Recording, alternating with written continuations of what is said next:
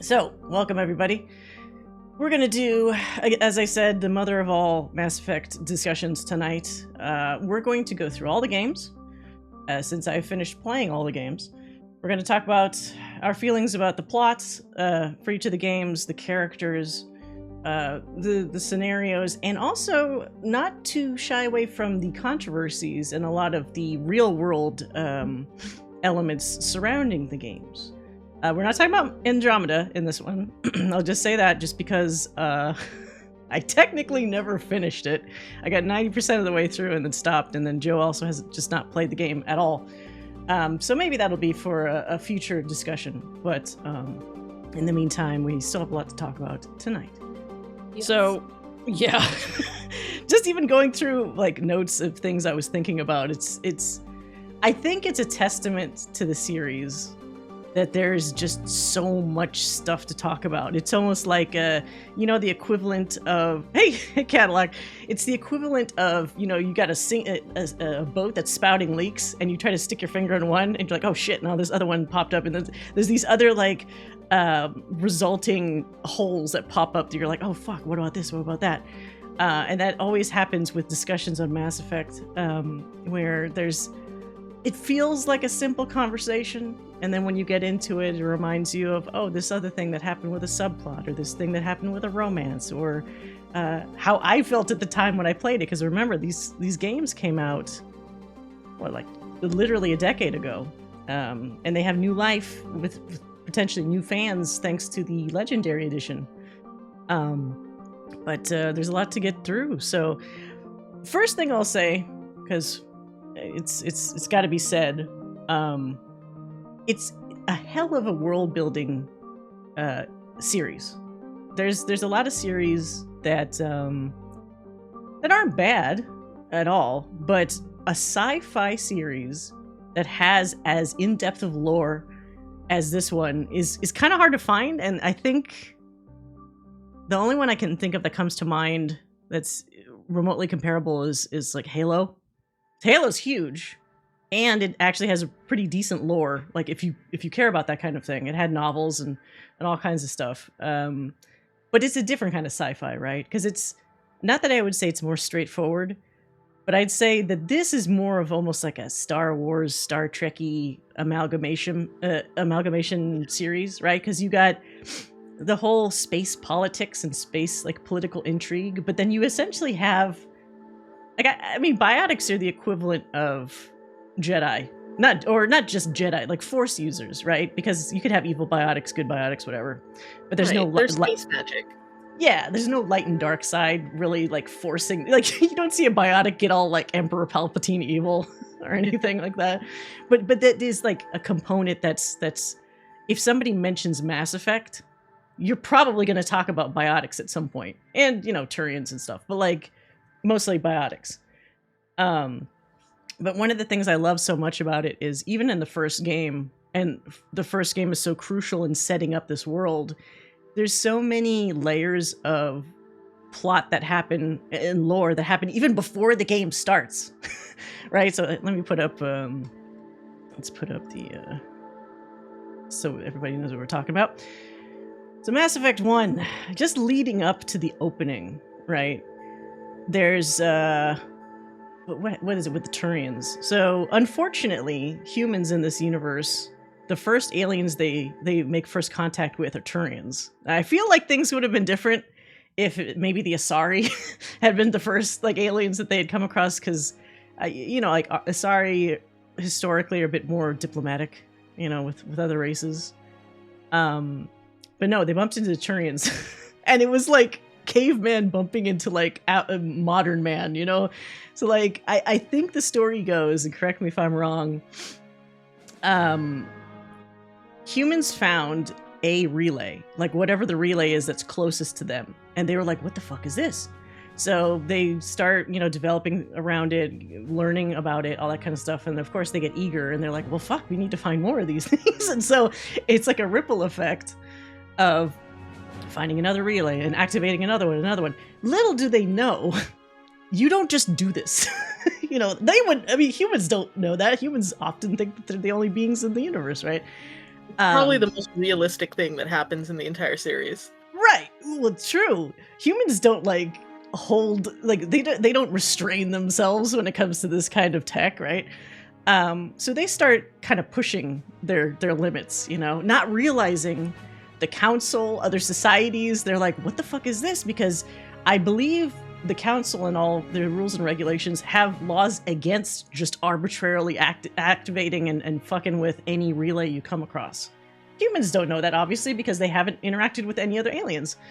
But from what I remember, it's something like a random group of Turians, like essentially the equivalent of like Turian police, bump into humans that are messing around with the relays, and they kind of incorrectly start firing at the humans. They could have maybe been more diplomatic and said, hey, what's going on here? You know, because we obviously don't recognize what you are, you know, different beings. But they did the first shot. And of course, humans being humans go, well, fuck you. Like, what the hell? And so they start firing back, and that causes their first altercation, which just fucks everything. So then they don't go into straight up war just yet.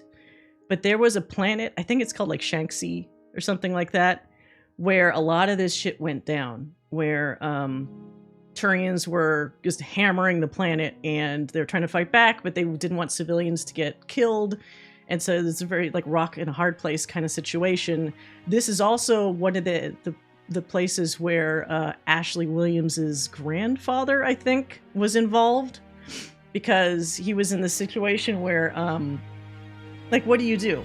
You got this not unstoppable, because they were doing guerrilla warfare tactics to kind of kill Turians and be a little successful, but essentially it was almost the equivalent of like 2-on-1. They were outgunned, outnumbered, even with whatever small victories they had. And General Williams at one point was like, dude, I don't want people to be killed, because at a certain point it was something like the Turians would essentially just destroy entire blocks, you know, equivalent of city blocks, to get to these enemy soldiers. And there's civilians in those blocks. And then Williams was like, stop, I give up, white flag, you know, stop fucking doing that so you stop killing civilians. And so the Turians won that one. But then what happened was, that was like them biding their time, because this second group of human forces attacked the Turians and actually won that one. So then the Turians got real mad, because he's like, okay, you got one, we got one, fucking interplanetary war time. But right before that shit was going to go down, that's when the council and everybody stepped in and goes, okay, stop. It's like breaking up two kids that are in like a fist fight in school. Like, stop it. You're gonna cause problems, right? And then from that, they forced essentially everybody to have peace. There's something called like an Armistice Day, and you know, from that, not from 100 to 0, but like they ramped down, things calmed down. The humans were kind of more integrated into, you know, council space and all that kind of stuff. And, you know, it's decades and decades where things kind of cool off, and humans become part of that association of races. But there's always that slight resentment, and kind of uncomfortable tension between a lot of humans and Turians. And I think one of the things I really liked about this first game especially is just how much tension there is in between, you know, a lot of the different alien races. It's just built in, and it's so effective, and it's such a great way to do world building without having to set up too much, right? It's it lets you know so much about the world. I mean, even just Ashley as a character herself is quite xenophobic. Yep. We'll get into that. We'll get into that. But like, you know, that alone, it gives you a great sense immediately of like, here is where the humans sit in this entire world that you're just being thrown into as you start the game. Yeah, I do think that, and it's not a ton of time, because you bring up a good point of the first game, you feel the most tension between like the different races, alien, human, everything. That certainly drops off quite a bit in the second and third games, although there's still like Batarians still totally hate humans for the entirety of it, and you still get some little hints of it as you go along, but through the period of what, 2 years in Mass Effect 2, and then I think maybe another year or so, right, leading up to Mass Effect 3, like very quickly somehow people, I guess because you get the threat of Reapers, right? So maybe some things override people's usual prejudices and biases, perhaps. Yeah, have bigger problems. Exactly, but you're right in that the vast majority of the tense moments, especially in terms of cutscenes and stuff that you see, are definitely front-loaded into the first game. And the Council, too, just in general, is like the clearest example how they kind of shit on humans. They're like, oh, you little humans, like you're not ready for like the big boy talks, and even making Shepard a Spectre. Not that it feels like an afterthought, but it always felt kind of shitty because you knew that he or she didn't achieve Spectre status like the usual way. It was kind of like they just got tossed that because of the whole Saren situation. So it's interesting. Excuse me.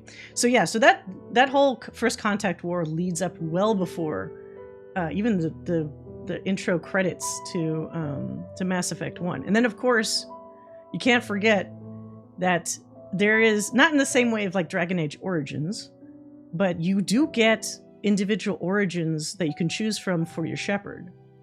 Some of which are very extreme and some are like more normal. It's like, I know I always like to pick at least, because there's two categories, right? There's one where you could have, like, how you grew up, and then another one of, like, what situation you were put into. And right. So one or both of them could be the extreme worst things ever. One where you're like, not only are you an orphan and, like, your whole family's fucking dead or killed by slavers or something like that, but then also that you're the lone survivor in your squad a few years back. And so it's like, I think I picked Sole Survivor, which I think is what that one is. And then, is it Akuz? That's the Sole Survivor. And then the other planet, Minduar, I think, is the other one where it's like, was it Batarian slavers? Some group came and just like murdered or like enslaved all the people. And like, you're one of the few people that fucking survived, which is so heavy. Yeah, and that's a good point, Crimson. So, I don't know if it's on purpose or if it's just a natural kind of development of the plot, but even the other aliens feel like they become much more human in terms of their behavior and traits by like Mass Effect 3 compared to Mass Effect 1, where everybody often is kind of in their own little box in terms of like, this is how a Quarian behaves, this is how a Turian behaves. By 3, you actually have a lot of people, like either by the way they talk or how they act, all kind of gelling together more or less a lot of times in their characterizations. I think that's probably a little bit more for the convenience of the plot. I think so. It's sort of a natural progression. So just as a caveat, most of my experience with this series is watching you play this game. Right. But you're starting to play it now because I got you. Yeah, and I think you can guess which backstory I chose. Which one did you pick? Oh, I picked the worst ones. So you picked probably the same shit that I picked then. Did you pick Akuz? Well, I picked the I think it's Earthborn. Oh, okay. The one where you're just like living on the streets as like an Aladdin sort of street rat. I forgot. Yeah, that's also kind of a bad intro, like awful intro for Shepard, like having to survive without anybody's help. And then being the sole survivor. Yeah. Like, of course I picked that. I want drama. Right. Why am I playing this without drama? Well, because there's the other one is what, Colonist, which is probably the most normal one, where it's like, oh, you lived on a space colony, your parents are probably still alive, I think. And well, this is the first rule of space opera. Like, you don't have a good home life if you want to be interesting. Right. Gotta be a little bit fucked up, just a little bit. Even though I did start playing this, I didn't get very far because I didn't like the way my character looked, so I have to start over. But so I'm sort of looking at this from your gameplay and whatever reading that I've done outside of that, and sort of taking a more top-down approach, looking at the narrative structure because I am a writer. So I'm looking at it more like at the writing, at sort of more of a top-down outside approach to it, not so much like in the midst of it feeling all the feelings like you did. If you're Spacer, you get some nice emails from your mom because you still have parents, I guess. So maybe that's a perk. I do like how obviously the most in the first game, but to diminishing returns in the second and third game, the game doesn't forget about your origins. It pays off the best in the first game because, for example, I even had a straight up entire side quest about, I think, other Mindwar survivors and that kind of thing. So it's like you come into direct contact with people that are at least part of your origin or situations that are related to your origin. So that's really cool. I feel like, because what Dragon Age Origins came out after this, right? So I almost feel like maybe this was like a testing bed for them to realize like this could offer a lot of replayability to have a game where you get different origins that eventually kind of like bottlenose into, you know, the same story. Because whatever Mass Effect did is like baby level compared to Dragon Age Origins, where the origin story is a pretty significant chunk of the first part of the game. Where it's like, even if you're an elf, for example, it's not just that you have an elf origin. It's that, were you a city elf? Were you a Dalish elf in the forest? If you're a human, did you grow up in the Circle Tower as a mage? Were you a noble? Stuff with dwarves even. And admittedly, that's a larger component of the game. But I think a lot of that stuff pays off in that it makes you want to just keep replaying the game to see what those other origins lead to. Now, Mass Effect 1, maybe the origins are a nice little extra, but I don't think there's something that specifically encourages replaying, honestly, because so much of it is like in text or, as I mentioned, you get like a side quest. So it's just like a little extra spice. So I don't think it's a selling point the same way that Dragon Age Origins is, because Origins is literally in the title for that one. But it's nice. And then customization at that level was decent. I have a problem with BioWare character creators. Yeah. The Mass Effect ones are also kind of annoying in that I think they all do this. I don't remember if Mass Effect 3 got better. They don't just let you turn your fucking character. They do this thing where like, can I rotate my character? Oh no, we'll just have them look. But it's like, no, I don't want them to fully look. I want them to like, can I get like a 3/4 or something like that? Like, they learned with later games, like, I think the Dragon Age ones are fine with that. But then the Dragon Age ones have that problem where it's like, I'm designing my character in the pitch black void with different lighting that's not in the main game. So I don't know what the hell my character will look like afterwards. This one, at least, even though it's kind of like a haze background, it's a little more accurate. Yeah, it's a little more accurate to like what you actually get when you start the game for the most part, but the character turning is the problem, where it's like I can only see profile and head on. So right. I think my character looks okay, and then you start the game and you actually run around and you're like, oh no, that looks awful from like this view here. And that's exactly what happened to me, and that's why I have to start over. Yeah, so it's lessons that hopefully they don't, they've kind of learned as they went, but then they just make a whole new mistake, you know, down the road with the character creator instead. But and one other thing, I know people have added mods for this, and I find it funny that that's something that also bugged other people enough to mod it, is body types. You don't get your choice of body type. Male Shepard is decently built, not like crazily so, but like he's not scrawny. But I always thought that FemShep looked too skinny for somebody that was as accomplished as she was and could take down people as easily as she can. It's like, you got some little bird arms. You know, like, can I get a little bit more like upper body musculature, please? Yeah, I noticed that as well. Yeah, it's not a great look where it's like someone goes, yeah, like with a cool like biotic animation, but you're seeing like somebody that looks like they weighed like 100, maybe I'm being generous, 120 pounds, you know, like trying to like take down like a giant beast or something. Like, I don't know. So that's just a minor quibble of mine.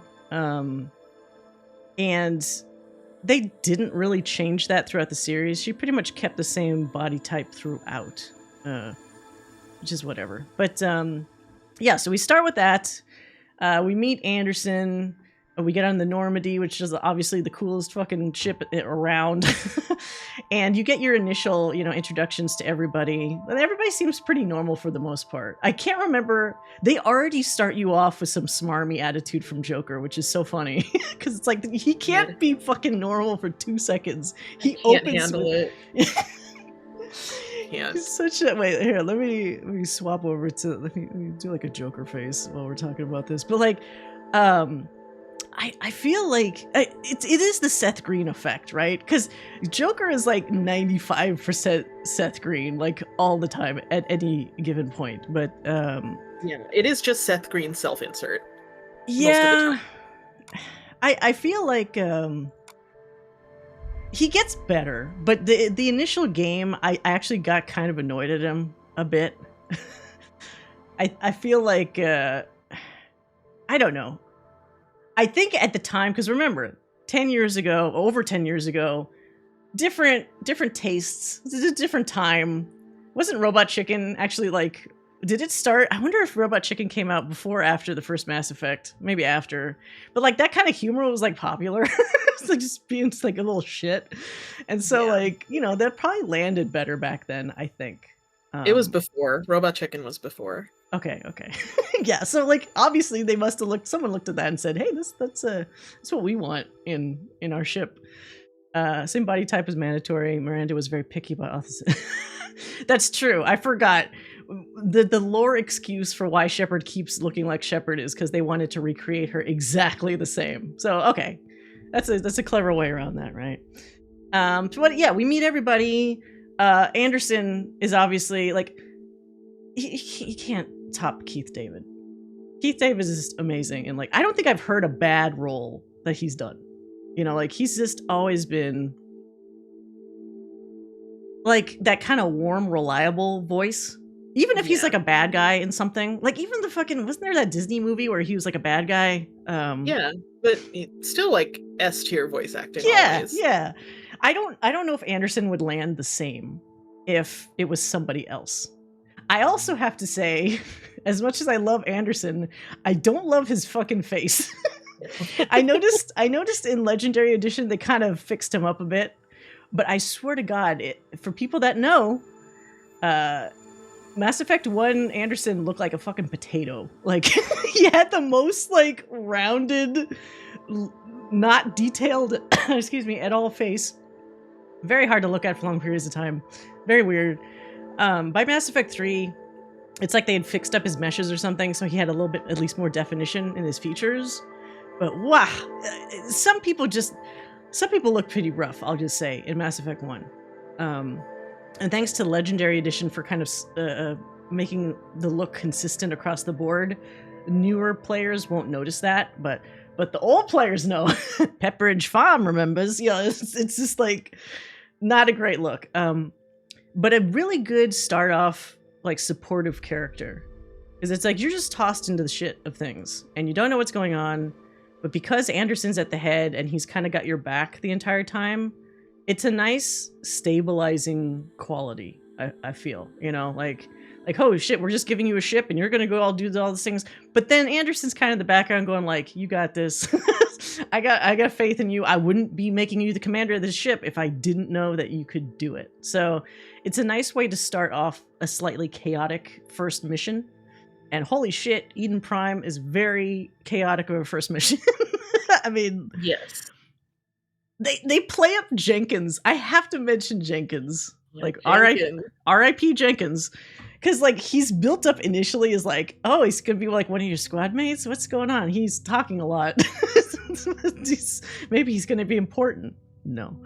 No, he's just a joke. He's just a red shirt, even though he's not wearing red. Although that'd be hilarious if they had a mod to put him in a red shirt. It would be appropriate. But it is funny that even somebody like Jenkins has established ties to other main characters. So it's like they don't sweat like the details. Like they're very thorough with making sure that even a lesser character is accounted for in like the story and lore and all that kind of stuff. But he's obviously the first casualty on Eden Prime. It's the first time we see the Geth, which they don't really explain. I don't think they really explain anything about the Geth. It's just that they're an alien-looking force that's like a synthetic. If they even mention that they're synthetics, you know, back then. We also get, again, somebody else that we thought would be a main player, but really is not. Nihilus. Right. Who looks, as you see in the picture, looks cool. Cool outfit, cool face paint. You know, like, hey, maybe he's going to be a romance interest. Nope. Nope. He's one of those Turians that's also not cool, but not that he's not cool with humans, but you could tell he's got a bit of a chip on his shoulder about dealing with humans, but he's okay with it because he's like, I got a mission, I follow my orders, whatever. Friends with Saren, or so he thinks that he is.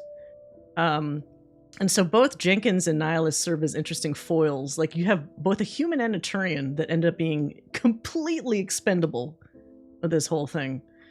We don't really have them alive long enough for me to even say whether they're good characters, because it's like they have a handful of lines apiece, really. That's true. And I mean, for me, I didn't think Nihilus was going to last very long to begin with because of his attitude and how kind of arrogant he was. I was like, oh, you're going to die immediately. Yeah, it's like a karma. I didn't think it was going to go exactly the way it went, but I was like, you're cannon fodder. You have that whole attitude of cannon fodder. Well, it's funny because both of them being expendable do serve different plot purposes, right? So, Jenkins in that, like, oh, people can die. They're just establishing that right off the bat. Like, not everybody is safe. Some people are probably going to die. This is your little wake-up call to get into it. But Nihilus in that, here's somebody that thought he knew Saren, that thought he was cool with Saren, that probably actually has some history with him. But Saren, like, did not give a fuck and just easily, like, blasted him. Like, so that already establishes something about Saren. So his death at least serves a purpose in terms of showing maybe how far gone Saren already is. Whereas, like, he's always very Turian first with a lot of the stuff that he does, because it's no secret that he does not like humans, and a lot of that is because of that first contact war that he was a part of. But this is to show, like, nobody's safe with him, because even a Turian, he'll just ventilate without a problem. Memorial wall in the Normandy is a nice touch. Yeah, they remember names on that memorial wall in 3 that I oh, actually, is the memorial wall in 2 also? Because that really keeps track of, like, people that I still go, like, who was that person on the wall? It must have been somebody in the Normandy that also died. I don't know. I'm a bad Shepard because I don't know all the names. He's a Spectre. That's right. So Nihilus is a Spectre as well. So that's even something that's more noteworthy, that Saren doesn't blink an eyelash at killing a fellow Spectre, because Spectres are held to a really, like, special, like, they're on a pedestal compared to other kinds of soldiers or even whatever the military hierarchy is for these different alien races. Like, they are, like, past that. They're like a, not 007, but it's like they do have license to kill whatever the fuck they want, without having to answer to most people. So that's all very, very clever. If it's a purposely, consciously done thing, it's very clever. But regardless, it fits in well into, you know, the following story. So we got Eden Prime, we got the infamous, you know, Virmire. I shouldn't say Virmire Survivor now because that hasn't happened yet. But you have either Kaidan or Ashley get a little too curious about that Prothean beacon that's on Eden Prime, and the way they did it, which I don't know if I'm fine with. I guess I am. If you're a female Shepard, it's always Kaidan. If you're male Shepard, it's always Ashley that gets curious about the beacon. They never swap it. I'm sure there's a mod maybe where you could pick the one that you want or something. And then Shepard, being the good, you know, commanding officer that she is, pulls them out of the way. But then she gets, like, besieged with, like, it's like fucking hopefully no one has epileptic seizures from it. It's like flashes of meat getting gooped like and ripped apart, and like tubes and like flashing lights and some explosion at the end of the universe. It's like a whole lot of stuff, which, you know, if this is the first time you're playing the series, you're probably thinking like, what the fuck? What the fuck was all that? How am I supposed to, even if I pause the screen at those different points and look at the stuff, it doesn't make any sense. It's not like those things where, you know, it's cutting through something really fast, and if you do frame by frame, you could figure it out. No, early on, it just looks like gibberish. Like, what the fuck am I looking at? But then you wake up in the infirmary on the Normandy, right? And this is something I mentioned a little off stream, but something I find a little weird with the Legendary Edition that I don't know if other people noticed, is that some animations look like they got kind of squashed or just outright fucked up by the transfer over to Legendary in terms of facial animations. So being like a Kaidan fan, I know that if you tell Kaidan it's not your fault when he says like, I'm sorry for, you know, getting you in trouble with that beacon, you say it's not your fault, and then he kind of does this little cute like, you know, like a smile, like he's appreciative that like you acknowledge that. In the Legendary Edition, there's no smile. If anything, it just looks like he just looks at you and like raises his eyebrows, which almost makes it feel like a much weirder reaction. Like, did he react to that okay? Or did he not like what I said? And that's just one of several examples I've seen throughout all three games where there's definitely not a one-to-one of some animations, and I'm not sure what happened. I don't know how they did the Legendary Edition, where they just ported over animations, or, I mean, there's no way they're building that shit from scratch, but something was a little janky in the process. I know, for example, Pinnacle Station, I think, initially they claimed, oh, we couldn't get it in the Legendary Edition, like some technical difficulties. And then like less than a month later, some modder was like, yeah, I'll put it in there. So it's like, okay, what is your excuse when somebody not even related to the dev team could just put it in when you guys couldn't do it? So I don't know what was going on behind the scenes. Yeah, I kind of wonder about that too, because from what I read, the intention was to rebuild it from scratch on a different engine, and just then decided it wasn't worth it. I'm still the saltiest about multiplayer not being included in Mass Effect 3. Because I played the shit out of the original multiplayer. I still play it like a couple nights, you know, every month, right? Because there's still magically some people that still play multiplayer. But that omission is possibly one of the biggest flub-ups that I could have thought of for a Legendary Edition. They also might not just want to pay for more servers or that setup, because, you know, that's something that has to be maintained. There's probably a nice aspect in the Legendary Edition of you just put this game out and let it go. You know, you don't have to like constantly keep supporting the game that compared to what you would if it had multiplayer. So that could have been a factor. I don't know. But yeah, so rewinding back. So now we have beacon information in our brains. We don't know what it means. And we do know that Saren is an asshole because they saw that for themselves on Eden Prime. And so I'm remembering this off of the top of my head. So if I'm getting like plot points wrong, please correct me. But we go to the council. We meet up with Udina. Oh my god, do I have a picture of Udina? That asshole.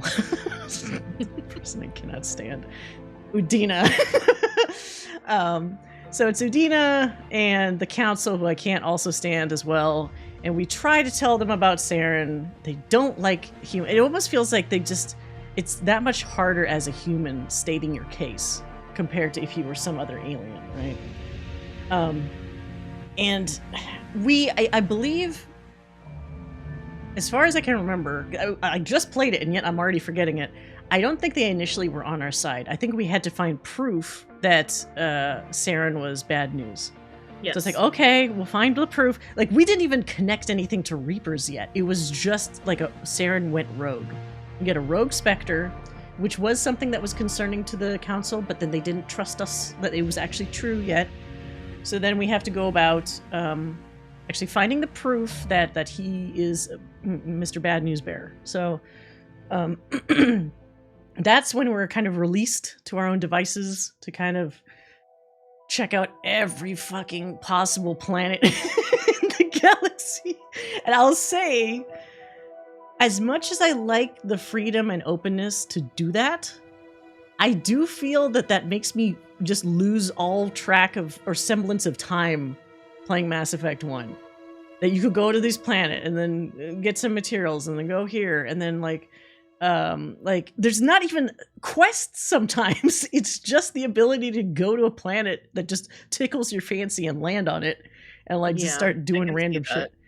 Like it's cool initially until you realize how many planets there are, and then it becomes a little confusing as to, do those planets even have a purpose? Because after a while it gets kind of old, and then you just want to go to the planets that only have important plot things. You don't want to fuck around with planets that don't. I think I used a mod in my playthrough that actually had a convenient thing on the big map that would tell you like a quest is on a planet. I don't think the original Mass Effect 1 did that. So you'd have to keep your own notes of someone said to go to Pharos or someone whatever, otherwise you're just, I guess, checking every fucking planet to see if there's something important to do there. And that is kind of a flaw in the game structure. Like, it, in theory, having like a very, very open world to explore is great, but you need just a little bit more guidance to make it cohesive.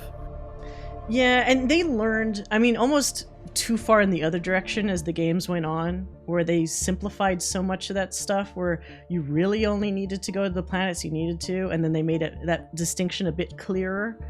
But the first one, it's like, it's their first game in the series. They're still figuring things out, right? So I can forgive a lot of that, honestly. It's not the worst, but it is something that would that would come up periodically, and I'd be like, okay, if these planets didn't all feel so similar, maybe this wouldn't be that bad, but they really do feel the same. And a lot of them are just purely empty and don't have any other things going on there. But yeah, I think that's still a minor gripe to me. Eden Prime. Oh, right. Good point, Crimson. So one other element is that the other benefit for Eden Prime is that we get to see Ashley for the first time, which actually might be a good segue into talking about Ashley. With her pink and white armor. Is this a subconscious thing? Is it a conscious thing? To give the first female character you come across bright ass pink and white armor? To be fair, you can dress up guys in the same outfit. So, like, it's not like they lock it to women, but I do feel like it's like, come on, whatever. It feels a little Power Rangers to me. Yeah, Pink Ranger. Just a little bit. Yeah, so we get an introduction to her. I actually feel like the introduction kind of works because, at least for myself, I'm kind of sympathetic to the thing that she's a sole survivor in her situation. Everyone else in her squad got fucking murdered by Geth.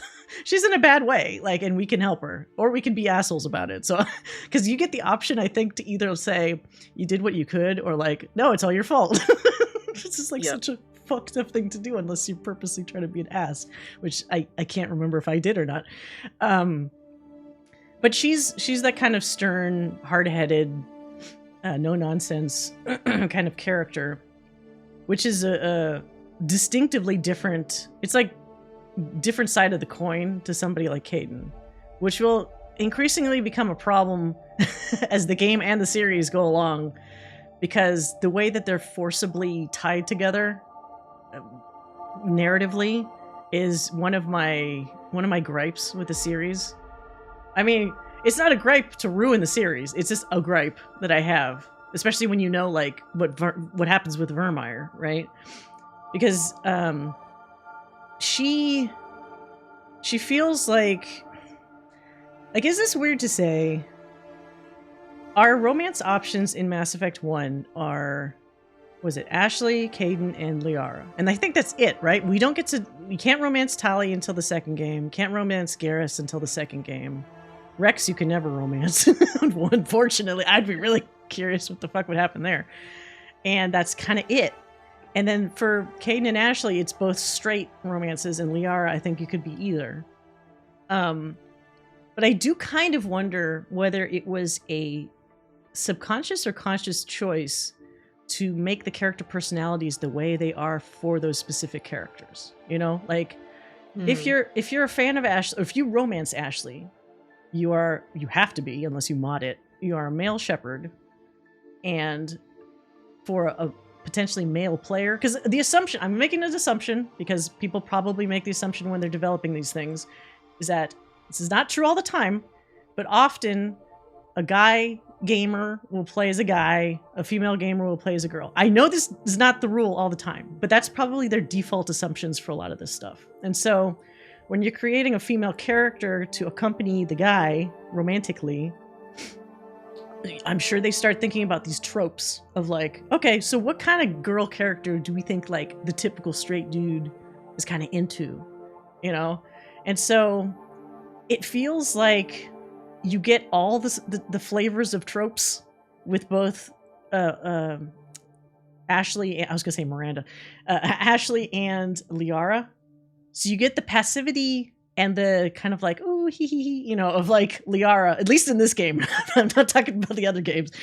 And then you get that kind of like prickly, like, ooh, I'm so aggressive, but maybe I'm not all the time. You know, like with Ashley, right? Where she's got a lot of opinions and she's very opinionated, but then she's also technically your subordinate and like has to listen to you. So there's, you know, there's probably some stuff there that's appealing to like, if I was like the default stereotypical straight dude, you know, romancing a girl.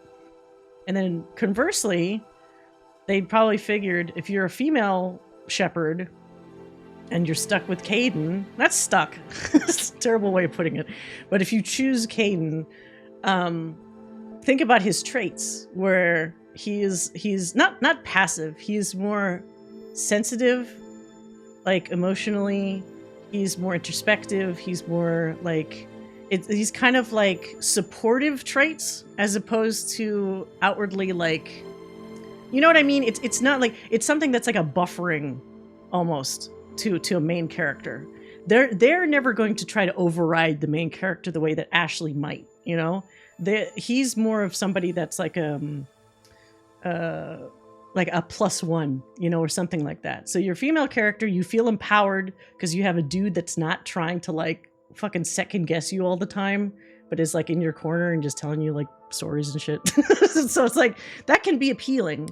And then if you don't like that and you want like alien babe, then you got Liara. Like Liara seems like the catch-all for like anyone that's not into the other two, you know, characters, yeah. Which is not great because still at the end of the day, that's not like a ton of choices to choose from, but at least it's more than just like a single choice. But not. Well, this game came out what, 4 years after KOTOR? Yeah.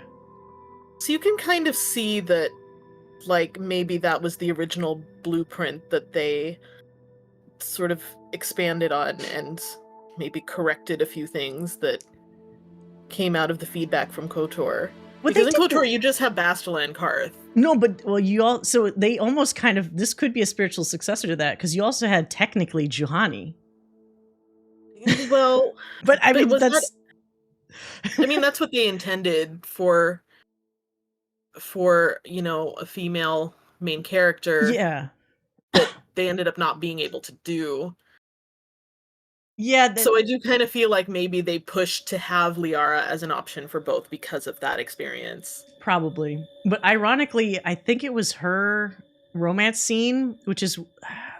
I maybe I should have tried to found the clip, but Fox News, like way back when Mass Effect 1 came out, had that whole fucking thing about calling the Xbox the sex box, because of the fucking, I remember this. the 60-second, you know what, it's not even 60 seconds, the barely there romance in this game.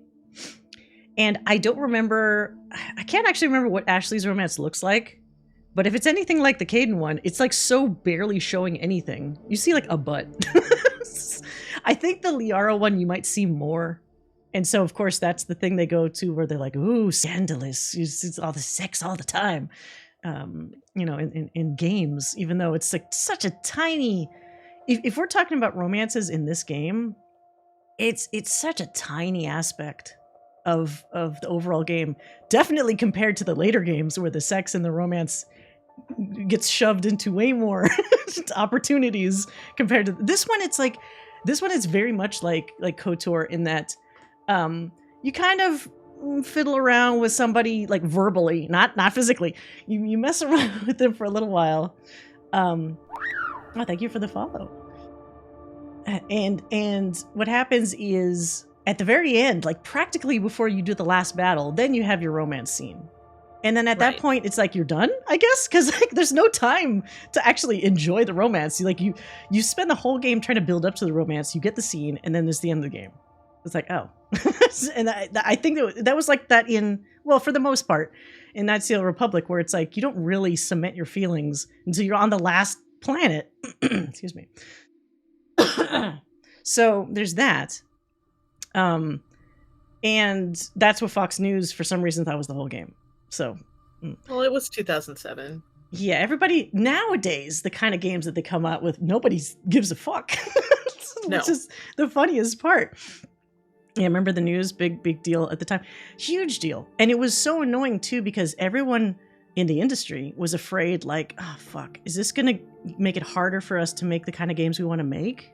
It's not about sex, but like now every time some AAA game comes out with any semblance of a romance, are parents or whatever going to worry about like, oh, they're going to see porn in a video game? Like, are people assuming Halo has some porn in there somewhere? You know, like, where does it end? But fortunately, I feel like gaming has become so prolific for everybody that nowadays, I mean, even my parents play to a certain extent video games, but not like, these kind of games, that people have eased off a lot, thankfully, about that sort of thing. If it's a huge deal, like, for example, one of the more newer Mortal Kombats where it's like you're seeing like clear viscera and like stuff that would really freak people out, maybe that would be something for news, but like it's not the same as it used to be. Where all the romance gets shoved in. Yeah, Iron Bull. Maybe if somebody from Fox News actually played Dragon Age Inquisition, maybe they could renew the whole sex box thing with some of those romances, because they go places sometimes with some of those guys. But anyway, moving on from Ashley. I feel like both she and Kaidan are kind of... particular people will feel particularly about them. And my own personality, I've known people that are kind of like her, just not in terms of, obviously backstory and stuff, but just like how she is. And sometimes I can find her a bit abrasive. I don't think she means to be abrasive, because she has a lot that she's trying to prove because of her backstory. Like, as I mentioned, her grandfather was always remembered as the first human to surrender to alien forces, which is not a good thing. And he never lived that, or he could never live that down. Like, he ended up doing something like he was relegated to like construction work for the remainder of his... Like, he didn't get in trouble. Right. He didn't get in trouble because they made peace. But everybody still like side-eyed him and shat on him. And then her father tried to go into the military to fix things, couldn't get it beyond a certain, it's like some low rank. And now she's trying to do the same thing, and she feels like she can't get beyond a certain rank either because of, unfair circumstances. So I totally am sympathetic to that. But I do feel that sometimes maybe some of that feeds into her prickliness, that wanting to prove herself maybe a bit too much. Compared to somebody that might have been better adjusted or not had that situation in their past and not having to feel that way. Yeah, I mean, she's got a boatload of generational trauma that she's trying to live down. Yeah. It makes sense that she's abrasive and xenophobic and Yeah. has the attitude that she does. Are we going to talk about the space racism? I guess we might as well get it out of the way, right? I mean, I was trying not to say the phrase space racism. So I know that about her. That is possibly the most controversial subtopic, right? Because some people will say not really space racist. She has reasons. Other people will spacism. Other people conversely say no, totally space racist. It does depend on how you analyze what drives her. Obviously, she will have resentment for Turians treating or indirectly causing her family to suffer the way that it suffered. And that's a very human thing to do. You could also argue that people would get the fuck over it after a while once they realize not all Turians are against you. It's just, the circumstance at the time. Actually, if anything, you should be more pissed probably at humans because they're the ones that kept your family from ascending, ranks in the military, huh? It's not just Turians, but it is one of those things where I'm sure if you grew up in the environment that she probably grew up in, where, I'm sure they would still put the blame squarely on Turians, probably. It's like and that's kind of why I'm in the camp of it being space racism, because it really comes down to misplaced blame. Mm-hmm. That it is a disaster of the humans' own making, really, the way that they treated her grandfather and her father and her, subsequently for being weak or whatever and surrendering. But they didn't have a choice. Yeah. So, yeah, humans hold grudges. We know this. There is I think there's some little lore tidbit about the fact that some human organizations have tried to retroactively, what do you call it?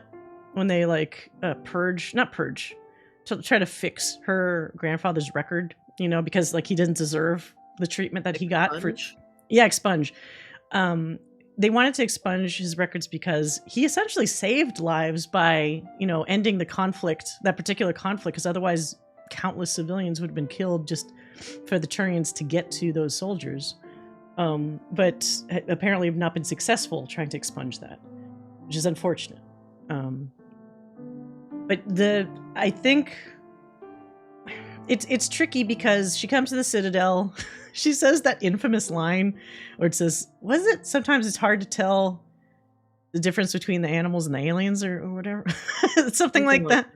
Something really just really extreme. It's one of those things right out of the gate, just so extreme. Yeah, if I was Shepard, I would just kind of stop what I'm doing and go be like, what the fuck? Okay, whatever. And I think they probably had that line and whatever else she also kind of says offhandedly, just to establish, a pretty clear trait in her character, because other characters you come across don't do that, right? And they probably wanted her to stand out a bit. But I think some of this leads into kind of a slight segue into some problematic traits where it's you make people stand out for certain things, but that's not always good. You don't want a character that has rounded edges, if you get my meaning. But sometimes if those edges are too sharp, that's also a detriment, as well.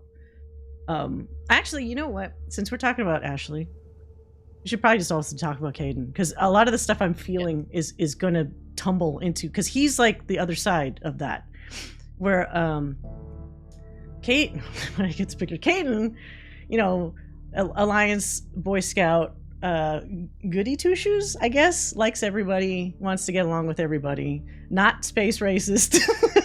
if we're being that dynamic with the difference between the two of them. But he has a backstory where you would think that actually he would be almost justified in being a space racist, because of what happened between him and Vernus in the brain camp at so he went to, what is it, a facility called Jump Zero, where they found that he was, a biotic kid from a young age. There was that organization called Kinetics.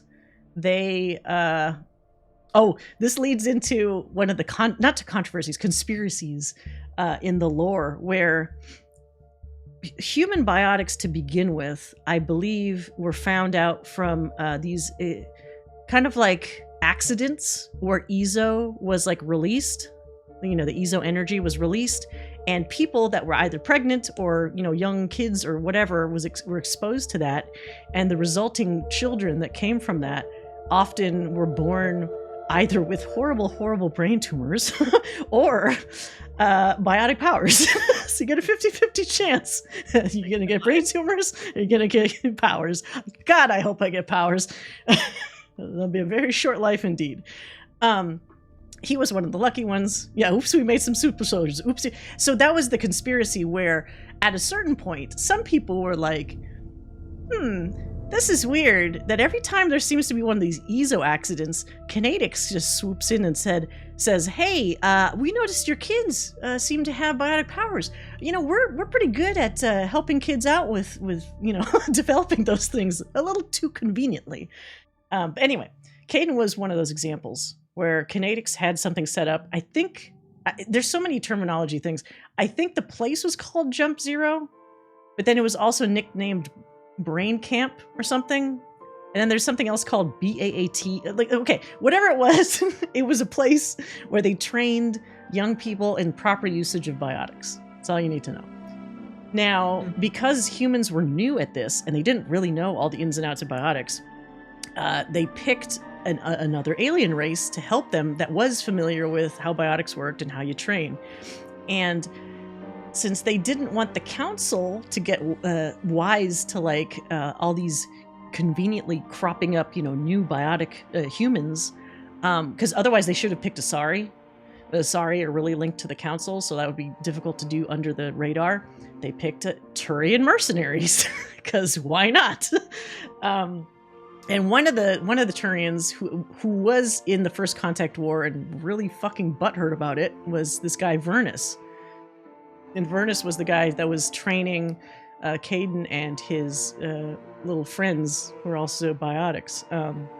I think even Vernus was such a shit that he would try to rile up kids. Like, they're fucking kids, like teens. Because he said at one point to Kaidan something to the effect of like, I'm the Turian that killed your father in the war. Like some kind of like provoking shit. And then to which point Kaidan was like, my dad wasn't even in the fucking war.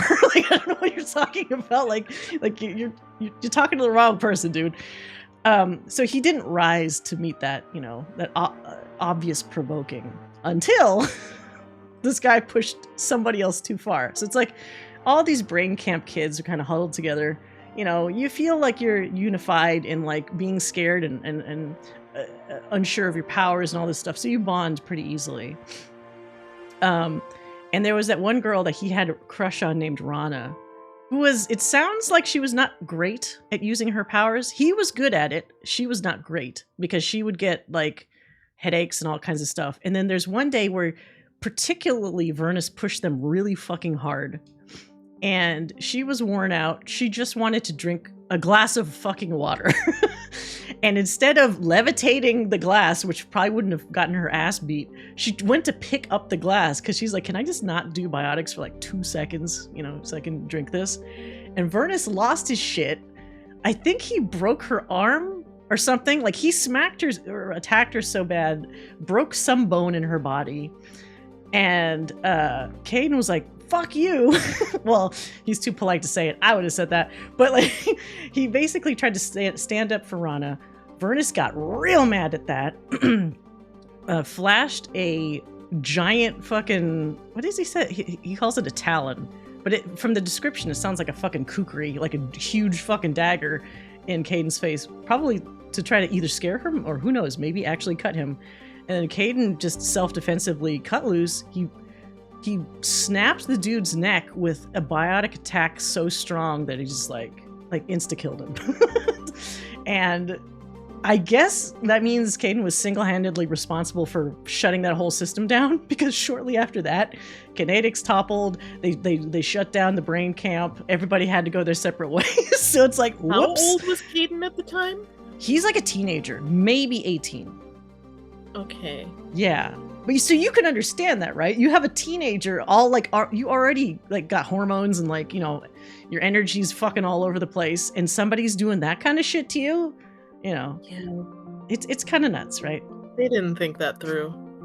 Is this from the Mass Effect? So some of the stuff I'm talking about is stuff that was mentioned either in the games lightly, or definitely from they did have a series of comics. I didn't read all of them, but they had like a couple where it's like one issue each was dedicated to like a specific character.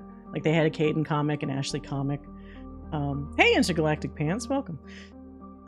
Yeah, so there's a ton of lore that I haven't even touched. There's novels, there's comics, there were like I think even like mobile games I didn't play that all technically have more tidbits in them. And that's again one of the things I find so amazing about the series in terms of its world building and its lore, where they can just keep adding more stuff, and it all supports itself in just making the universe feel more like real and fleshed out, which is cool. But anyway, so after all that, there is something interesting too in his backstory that they don't go into detail with, where he didn't immediately go to the Alliance. There's a period of like 4 years where he's like off the grid or something that they don't say what the fuck he was doing. And then after that, he signs up with the Alliance. And from there, he clearly does well because he's already like, was it like a lieutenant or something like that at the start of Mass Effect 1. But yeah, so there's a lot to unpack about his backstory, which is really interesting and also very, very interesting from the standpoint of like biotic history, relationships between humans and Turians, like a lot of those kinds of things where if there was anybody that you would expect would be racist against another race, alien race, it could have been Kaidan. Because like I would think one of those scenarios where you'd have Turians that were just assholes to you just because you're you could be a thing at that young age that makes you think like potentially all Turians are assholes. But interestingly enough, it had like the opposite effect on him, where he tells, I think, Shepard at one point, you can't judge everybody the way you judge like a single person. He said something to the effect of like, aliens are saints and sinners just like humans. And I remember the first time I heard that, I was like, damn, man, you're a better person than I am. I might have still had a chip on my shoulder. Maybe those 4 years were spent in therapy. Well, so I'm skipping ahead a bit, but like just since it kind of goes with this, there's a random line that he says in the Citadel DLC where he's like, did I ever tell you about certain amount of money, something, and the Vorcha Mafia that I experienced when I was younger? No? Oh, never mind. And I'm like, what? Are you not elaborating on this? And he doesn't, ever. So it's like, he might have gotten up to some shit in those 4 years, which I would be intensely interested to see. It could be one of those things where maybe he was similar to like an Earthborn Shepard. He was just out and about trying to figure shit out for himself. And he might not have been a goody two-shoes all the time, but there's a potential that he certainly interacted with plenty of aliens in his experiences. And maybe that's the thing that made him realize, like, yeah, everybody's their own person, you know? The hard knock therapy of the mean streets. Yeah, I feel that, like, I don't think it was just some, like, passive therapy thing for those 4 years. I feel like he got some, like, on-the-job training, if you get my meaning, for, like, how life is lived, you know, in the Mass Effect world. But that's my interpretation of that particular thing. Yeah, I kind of wish they hadn't left that blank then. Right? That seems like almost more interesting than what we get. Oh, sure. But that I feel is one of those...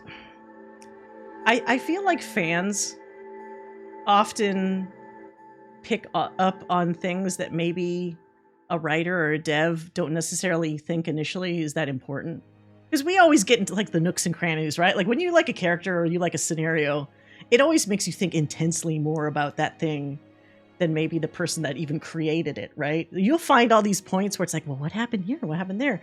And that creator might be like, oh, I didn't think about that. You know, like... Yeah, that's definitely right? something that happens. Yeah, so I feel like that Kaidan and to a certain extent Ashley are kind of examples of that, where there's time unaccounted for a little bit in both characters, particularly him. But I would love to know what the fuck was going on. And what sucks is I feel like if we had some more of that stuff what was going on, maybe it would have made people that weren't really in either of their camps more interested in them, you know? Because the thing I always hear, which I find kind of like, I'm like, I don't get it, about Kaidan is people say they find him boring.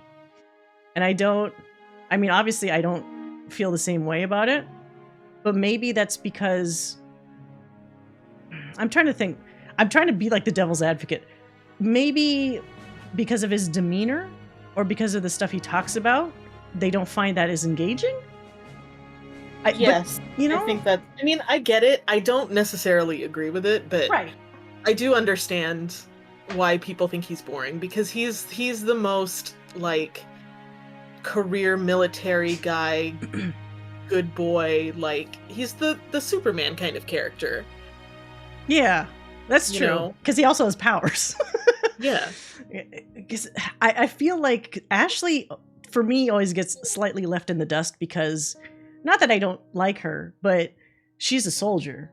She doesn't have biotics. She also doesn't have, like, whatever that cool, like, tech crap is that, like, for example, Tally can do that's almost kind of like biotics in a way, like, in terms of powers. Omni-tool shit, I guess. She's just a soldier that has, like, big guns and grenades. It's like, okay, I get it, but I think what I experienced is a lesser level of what other people experience with, like, I only want to deal with aliens in a sci-fi game, you know? So, like, for a lot of people, the ultimate thing is if character is not alien, that equals not interested. So, like, Turians, Asari, Krogan, whatever, cool. I want them in my party. Human? No, get out of here. Right? And then on a sub level of that, who like, this whole series is primarily about biotics and Mass Effect fields and all that kind of shit. If you don't have biotic powers, what are you doing here? Get out of here. So it's like there's like two levels in which Ashley can fail on, you know, like from a player's standpoint, right? I always personally felt, because I can't remember in Mass Effect 1 if you can do the detonations that you can do in the other two games, right? Where it's like if you do a certain attack like biotics and you follow it up with a biotic, big explosion. I liked Kaidan's skill set because as a sentinel, he does both tech and biotics. So he's really good in a squad where, say, my Shepard is a Vanguard, is like 100% fucking biotics, but then you have Garrus that does tech stuff. That means Kaidan can still detonate with both of us and it works great.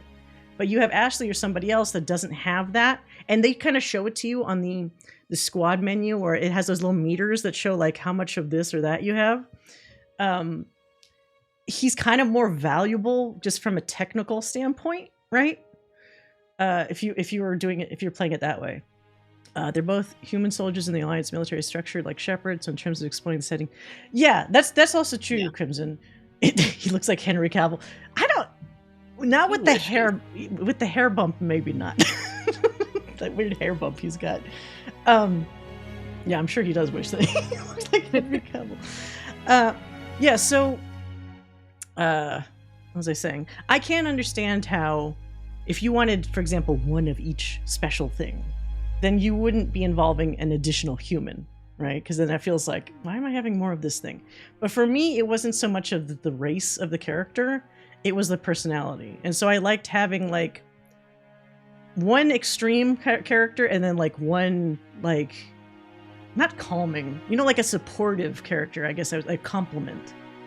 So I think that's one of the reasons why I liked him more than Ashley, because I'm Commander Shepard. I'm bombastic. I fucking biotic charge things 24/7 all day, every day.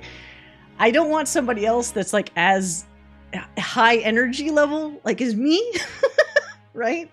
So I kind of like somebody that has a different energy level. Yeah. And that's also why Garrus works for me, because although he is Mr. like Turian Batman sometimes, he's also kind of cool and collected most of the time, the way that Kaidan is. So that's why they're always like my bros, where it's like I have to have both of them on my team. They're great. But yeah, anyway, so that long story short, I think both Ashley and Kaidan got kind of a raw deal, and it will become rawer when we get to the Virmire issue later on. But let's see. So, okay. So we moved to they're tracking down Saren. We're going back, winding all the way back to like the plots of these things. And there's that weird side story with the Thorian, who is like killer plant that controls Asari or something. Like it controls everything, husks, Asari, whatever's in the environment, people, and makes them do its bidding. I can't remember what that did. That even have anything to do with Reapers, or it was just a creepy horror story on the side? It seemed just like a side branch, right? I think so. It didn't really feel like it connected in a significant way. If I was trying to make a tie-in to like the incoming Reaper plot, maybe indoctrination, but it's not Reaper indoctrination. It's the concept of the Thorian saying, I'm going to make you guys do whatever I want. So it's like baby version of what was going to come in a much grander scale, like further down the road. The Thorian single mission that makes it worth having a shotgun. Yes. Because it was around when the Protheans were like, oh, that's a good point. The Thorian was an extremely long-living creature. So I guess it's kind of, in a sense, it is more world building or universe building, right? Because you're establishing more things that were around at those times. Thorian did remember. It just kind of like whiffed right out. You know, if you didn't have it, you wouldn't necessarily miss it. Yeah, it's tough because they mention the Thorian like once or twice, like in the following games. But if there was a way to skip that whole thing, and I can't even remember if it's a main plot, you might actually be able to skip it. Oh no, I guess you couldn't, because Pharos was, you have to do Pharos, right? And I think that's where the Thorian was. But regardless, like, it's a very forgettable thing in the grand scheme of the narrative plot, because everything just becomes about the Reapers at a certain point. He told him how to get to Ilos. But did it? I don't even remember that. I feel like of the three games, for some reason, Mass Effect 1 is the one that gets me the most, like, fuzzy-brained about narrative. And it might also be because we just have to, in between the narrative, have to keep constantly doing all these, like, go to random planet, go to random ship in orbit, and have, you know, combat things that all feel very, very similar, you know. It told him where the relay was. Okay. Oh, right, because we do talk to that one, like, we free one Asari who's, like, green, which is kind of gross, from the Thorian's hold at one point. So I think we get information that way as well, don't we? Oh, and I even forgot, I don't have a picture of her, fuck, because she's big boob lady, but as the player, not Shepard, is seeing all these little cutaways to, like, meanwhile, with Saren and Matriarch Benezia, it's like, Saren's throwing a fit, he's getting mad, Matriarch Benezia is just, like, having to deal with his, like, his antics, where he's getting pissy and throwing things around. And, I find Benezia funny because she doesn't look like any of the other Asari, and she's got the most gigantic rack I've ever seen on a character, to the point that it almost looks like a butt. Like, it does not look, I don't know what's going on with that situation. It's too much. It really does. It's too much. Yeah, there's a lot of elevator writing as well. My nostalgic brain thinks that I liked the elevator back in the day, but I don't know if that's true. Yeah, of course, when you look back at things fondly, you might say, like, oh, I actually like writing the elevators, but Legendary Edition gets rid of like 90% of that, so maybe it's for the best. There was a lot of, like, how they hide loading screens, basically, by having get into the elevator, take the elevator, listen to shit, music, or, like, news reports in the elevator. Sometimes, well, so that's the other downside, is without the elevator stuff, sometimes there's conversations between the two squad mates that you have with you in the elevator. And I feel like in Legendary Edition, it's harder to trigger those, or I couldn't trigger them as often as I had in the original version, which is a bummer because I feel like this game, compared to the other two, is almost too light in terms of how often we get squad mates' input on stuff. You know? Like, I don't think they talk as much, you know, when you're out in the field. And I feel like the formula of like going to the Normandy and talking with them feels more, it's a lot less dynamic feeling than when you do that kind of thing in the later games, you know?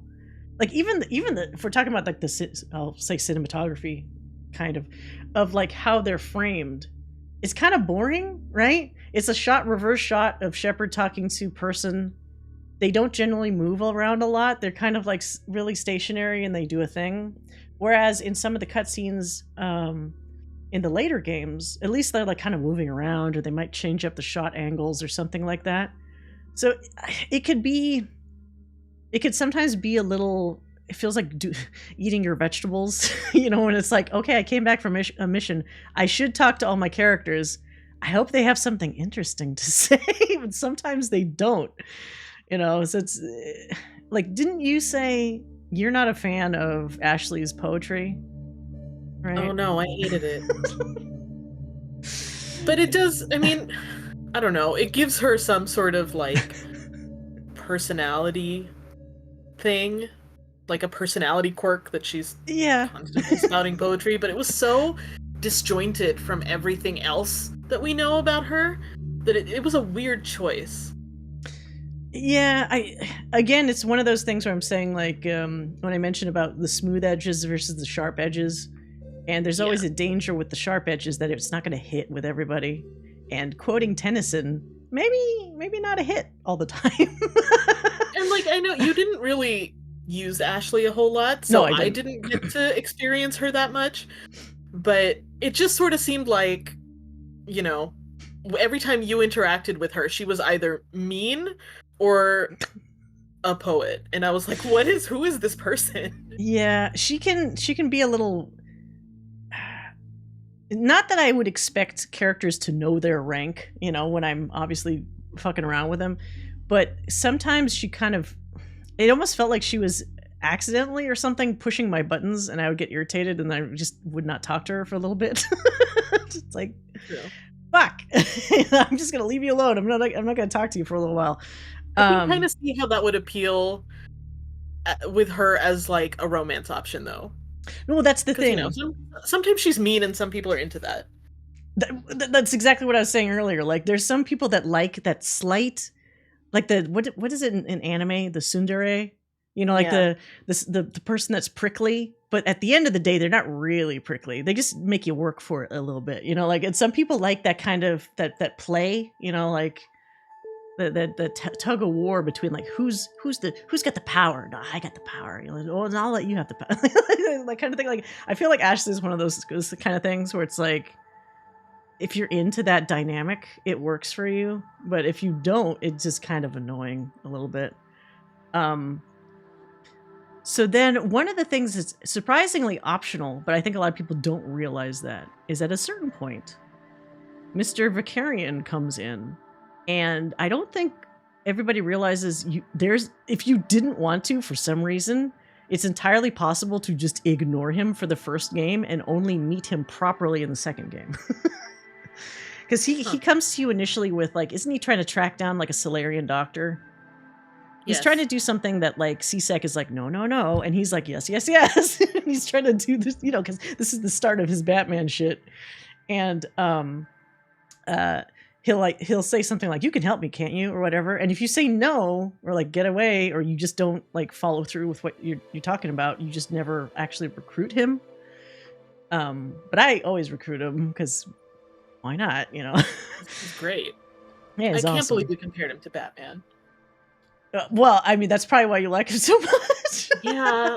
He is, though. He's vigilant. Well, he's a lethal Batman because he will certainly murder people. Enjoyed the banter. Yeah, so like kind of pulling back a little bit to the elevator banter. That's also one thing that we don't get a lot in this game that we kind of get more in the other two games, where you actually have two characters that aren't Shepard that actually can talk to each other. The elevator is really the only chance most of the time for you to do that. And so for the elevator to be shortened as much as it is in Legendary Edition kind of like hampers the ability to hear a lot of those cool conversations.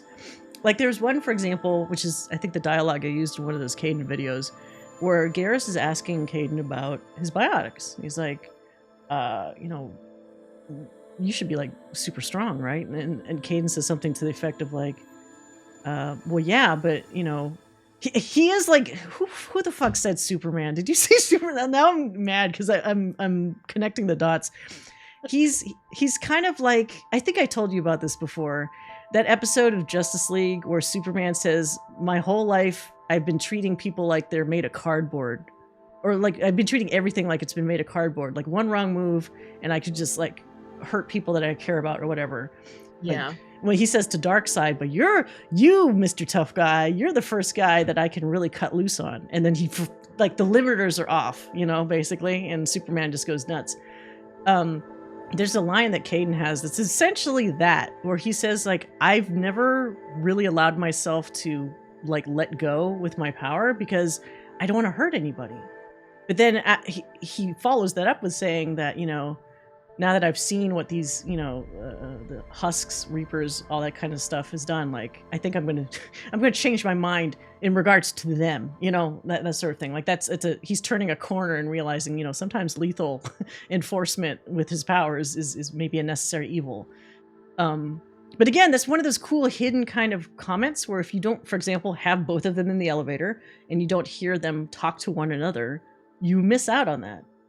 And it's kind of a shame that that's like, I wouldn't say it's a hidden gem, but it's something like you have to essentially opt into. You don't get it by default, which is why I feel like for even both Ashley and him, if you don't bring them around a lot, which a lot of typical players probably don't do, you miss out on these kind of really interesting moments that happen with people. But since everybody brings Garrus, Tally, Liara, then you probably do hear a lot of their conversations, so you almost never hear somebody say that one of those guys are boring, right? Anyway, so Garrus is cool as a cucumber. He establishes, I think right off the bat, pretty much establishes himself as a wannabe vigilante because he's just so burnt out by C-Sec's inability to get shit done. Or what did he say? Bureaucratic red tape, I think is one of the things he loves saying. Which is kind of true, because in our interactions with C-Sec in many of the games, minus like Bailey, who sometimes kind of like wink wink, helps us out on stuff, C-Sec is kind of impotent. I mean, think about how many times in the third game, the Citadel just gets like randomly invaded. It's like, where is C-Sec? What the fuck is happening here? You guys aren't doing your jobs. Like, get new people or something. Yeah, so he joins us. What was Garrus' superhero name in the game? Superhero name? Oh, Archangel? That doesn't happen until Mass Effect 2, though. I think that sounds like a superhero name, personally. It is. Yeah. Poetry drives for me. A military education often focuses on the classics rather than the more modern works. That's kind of an interesting... I mean, you know what? That's a good point, Crimson. That could kind of feed into why, for example, she's so into Tennyson. She also mentions Tennyson because wasn't her father or grandfather also into those works as well? So it's all connected, I think. Yeah. So we meet Garrus. He's a pretty easy ad. His quests to like fuck up the Solarian guy is actually pretty quick. It's one of those things where it's like so many of the side missions are either go to a planet, find a headquarter, like in the planet, go inside and murder everybody, or find an orbiting or in space somewhere, space station, ship, whatever, invade it, kill everybody on there. So like formulaically, like you're doing the same thing many times. It's just they slightly change up how the interiors look on those ships in Mass Effect 1. So that can get a little redundant feeling if you're not careful. Which is interesting because, I mean, correct me if I'm wrong, but didn't every planet have a different writer? I don't know, actually. I'm pretty sure the way, like, because there was the head writer, Drew. What's his last name? Carpishian? Yeah, Carpishian? the name I can not pronounce. Sorry. The dark energy guy. But I think every planet had its own writer. That would make sense. I mean, because there is a lot of content, whether it's a main plot or not, in Mass Effect 1. So, yeah, maybe they would have certain people just be in charge of, like, certain sections of planets? I think so. And I that kind of tracks because of how expansive the lore is, that they had so many people working on it, because, my god, the world building is really the main course and not a side dish here. No. And then that all starts to kind of fall apart a little bit as the games go on, I feel. Like, because you always want to make the game fun and sexy, right? So it's like with the subsequent games, this one feels like it's got all your, if it was a dish, it's got all your basic necessities, but maybe not presented in a way that looks particularly like spectacular, right? But it has it all in there.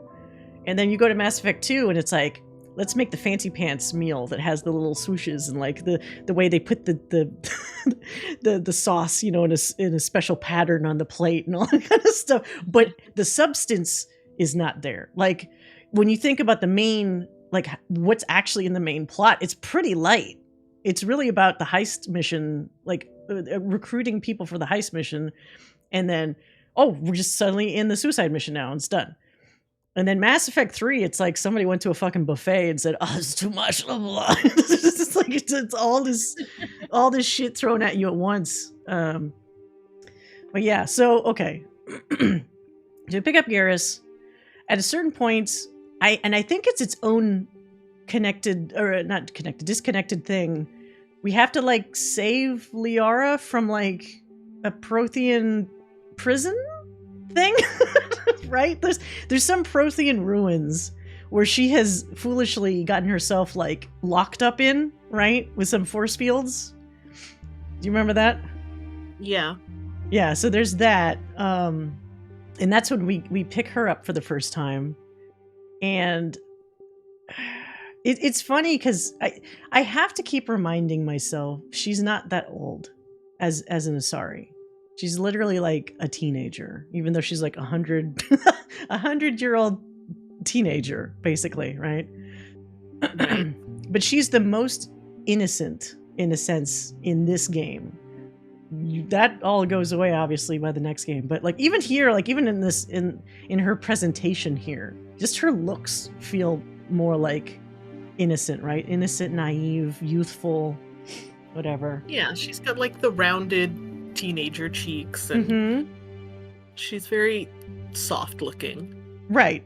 Which of course is probably an instant turn on for whoever romances her. I feel like as soon as she's introduced, there's some dude that's like, all right, that's the one. That's the one I'm going for. Which again, I understand it. Yeah. I get it. I do find I may not agree, but I understand it. I do find it annoying that people said that Kaidan accidentally tries to romance you or something, right? Like people act, like, I don't know what the term is. Like you stumble into a romance with him, whether you mean to or not or something. I feel like I have that problem with Liara.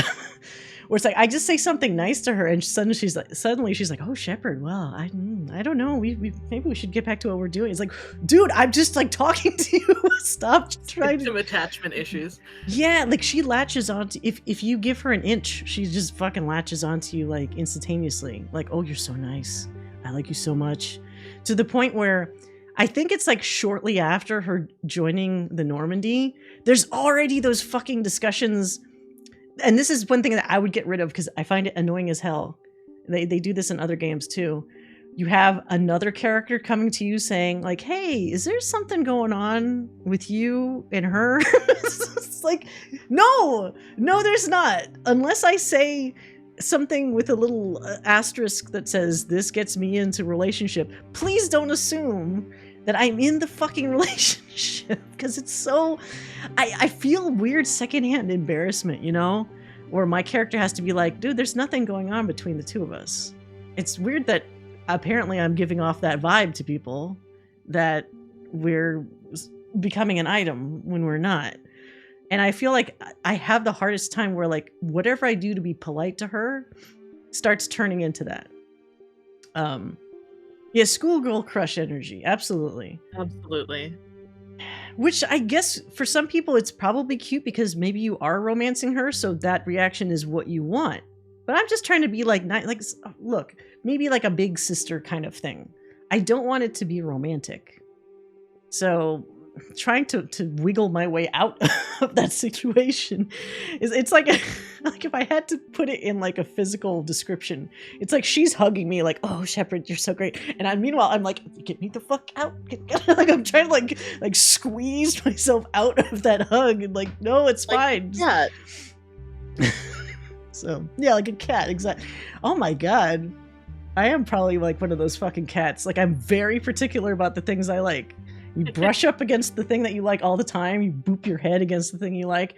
And then when someone else tries to pick you up, you go, eh, and then you just kind of like push yourself off and roll away. Which is not to say I don't dislike Liara. I think she brings something different to the table that other characters at that point haven't done yet. Where it's like, you have somebody that's knowledgeable about Protheans, and I can't remember if she is knowledgeable about Reapers. I think it's just Prothean initially, right? Because she's like a big fangirl for Protheans. But it's helpful because narratively, you touched a Prothean beacon. And so then they do the thing that looks like fucking brain sex, which she goes like, embrace eternity, like it touches your head, and then you guys have like some moment where she can see whatever, you know, like it's the Spock shit, like your thoughts to my thoughts, whatever. What does Spock say when he does the mind meld? Yeah. I haven't watched Star Trek in a while, but like, yeah, like it's essentially that, but like sexy. Which is not to say maybe Spock has a way of doing it that's sexy, but whatever. So yeah, you get that moment. Everybody else is, it's kind of funny because I think she does that when you're in that round room where everybody's sitting in a circle and just like watching you guys do that, which I would think would probably make me feel really weird. And that's when she can start realizing like there's something going on there, right? I haven't even mentioned Rex. I actually can't remember when we pick up Rex. When the fuck does that happen? My brain just is like, oh, he's there all of a sudden. I can't remember. I mean, I like Rex a lot, but he does feel like one of those kind of characters that I always just assumed was just like there. Like, oh cool, I'll pick up Rex for this mission. But then I didn't really think about like what his backstory was. He's in the bar at the Citadel? Okay. So I guess it's where we picked him up from. It's so funny. It's really weird to me. Like, I have a lot of holes in my memory for Mass Effect 1 stuff. On the Citadel? Okay. So let's talk, since I'm mentioning him now before I forget again. Let's talk about Rex a little bit. He's our first real glimpse into Krogan. Because you see Krogan on the Citadel, but they're all kind of just like, they're all just around. And it's kind of nice having him on the Normandy and talking to him and seeing like how his brain works, and also like getting his Krogan view on a lot of the stuff that's happened. He's extremely abrasive, very opinionated. He is kind of one of those like my way or the highway, at least until you get to be better friends with him. That's kind of my interpretation. Because he's had to be, right? Like, as we learn later, with Krogan society, anybody that's passive or, like, can't stand up for themselves just gets squashed, you know? So he's, by necessity, he's one of these people that's grown up to be very self-assured, very, you know, like, I'm gonna headbutt you the instant you say a thing that I don't like. Or you'll be lucky if I just headbutt you if you say the thing that I don't like. But it is kind of fun also having a character like that. He's like a fucking, what are they in Star Trek? Klingon. He's like a Klingon, right? He is a little like a Klingon. He's like Worf, but more angry. Yeah, way more angry. He kind of feels like one of the most classic BioWare character archetypes to me. Like Yeah. they always seem to have, yeah, he does have a bit of Canderous to him, and a Mhm. bit of what would the Dragon Age equivalent be? Oh, He's kind of a Logain? mixture of a couple of them. Well, Yeah. maybe not Logain, but like, No, but there's a little bit of you can see the personality type kind of transfer to a couple of different Dragon Age characters later on. I think Canderous, although we also have Zaid, which is basically like Canderous, but like, he is like a more aggressive Canderous. Because he's got his own stories. Like, when you actually want to ask him about Krogan, this and that, he'll easily tell you about all that stuff. And like, he likes to boast as well, which is kind of fun, about all the impressive things he's done as a Krogan. But that also kind of hides, I mean, like, what kind of person does that kind of boasting, you know? They have to always puff up their chest and make themselves seem bigger than they are, because that's part of their image. That's how they, like, survive, right? And I feel like he and Canderous are similar in that regard, where it's like, it almost feels like they're nothing without the stories that make them as bigger than life, you know? Because if you don't have the stories, then they're just like a guy. A guy is not as impressive, right? Especially when we know later on he becomes a leader of the Krogan. You need that kind of, that long laundry list of like achievements and accomplishments, and I did this and I did that. I killed this, I killed that. Although they sort of split the difference, because later on with Zaid, Zaid's the one that tells all just the random stories. He doesn't do the super random stories the way that Canderous does, where, like, remember every time you talk to Canderous, even if you think you finished talking to him, he's got another story about some like off-topic shit that he did when he was younger. Like, whether or not you wanted to hear about it, he just starts like a fucking story. Canderous never shuts up. No, he doesn't. You could piss him off, or like you could say something that you think will piss him off, and it somehow just turns into another story. It's just like, oh, I thought you were mad, but I guess not, as long as you could keep talking about yourself. But yeah, he's got an interesting viewpoint. He seems to get along with everybody on the Normandy for the most part, which is what I find very interesting. Like, I don't think there's any character he particularly says, like, dude, I would kill that person if you guys weren't around to stop me, or something like that. So, ironically, he does integrate well with others, despite it almost feels like his personality, you would assume he wouldn't want to work with other people. And he doesn't sweat the small stuff. Which I think is interesting. He also is... I don't know how common it is for Krogans to be biotics. So that's also a very interesting angle as well. Like, Asari, obviously, like, biotic. Turians, to a certain degree, I think, are also biotic. But I don't see in action a lot of, like... They always seem like they're soldiers, right? Or at least the enemies that we see that are Krogan. So it's interesting, because he has, like, warp and something else. So he's kind of interesting in that regard. What I used to do, and I can't remember if I did it on this last playthrough, but when I played it back in the day, of course I'd always have Kaidan as a second in command, but like I would often switch out Garrus and Rex. So I bring Rex around sometimes to see like how they kind of combine together, and they actually work pretty well together. So his skill set's pretty useful for like combining with other folks. But yeah, so I feel like if we simply boiled him down for this particular game, he doesn't have as much to do in this game as he clearly does. Like, he's got agendas in the next two games that are pretty heavy, because he's like essentially spearheading, Tuchanka's revival and all that stuff. But in this game, he's just it feels like he's just kind of there as a early reminder of like things to come, because he mentions the genophage that you can ask him about. Morden's not around, so you can't really get the details of the whys and wheres and all that stuff, but it's bad. And then also, famously, he's the one that you have to kind of contend with on Virmire when you find out about Saren making a bunch of genophage-free Krogan clones, right? Because there's that whole fight that you could potentially have with him over, like, hey, we're about to kill Saren and his crew. His crew happens to be comprised of mostly brand new Krogans that don't have the genophage, Mhm. which makes Rex go like, "What? You're gonna kill who?" But then, if you're fortunate and you did the quest where you get his family's armor back for him, and you of course have high enough either Paragon or Renegade, in your little meter or whatever, you can reason with him, and he's like, "Yeah, okay, fine. I won't, I won't try to fight you right fucking now." Because Shepard brings up a good point.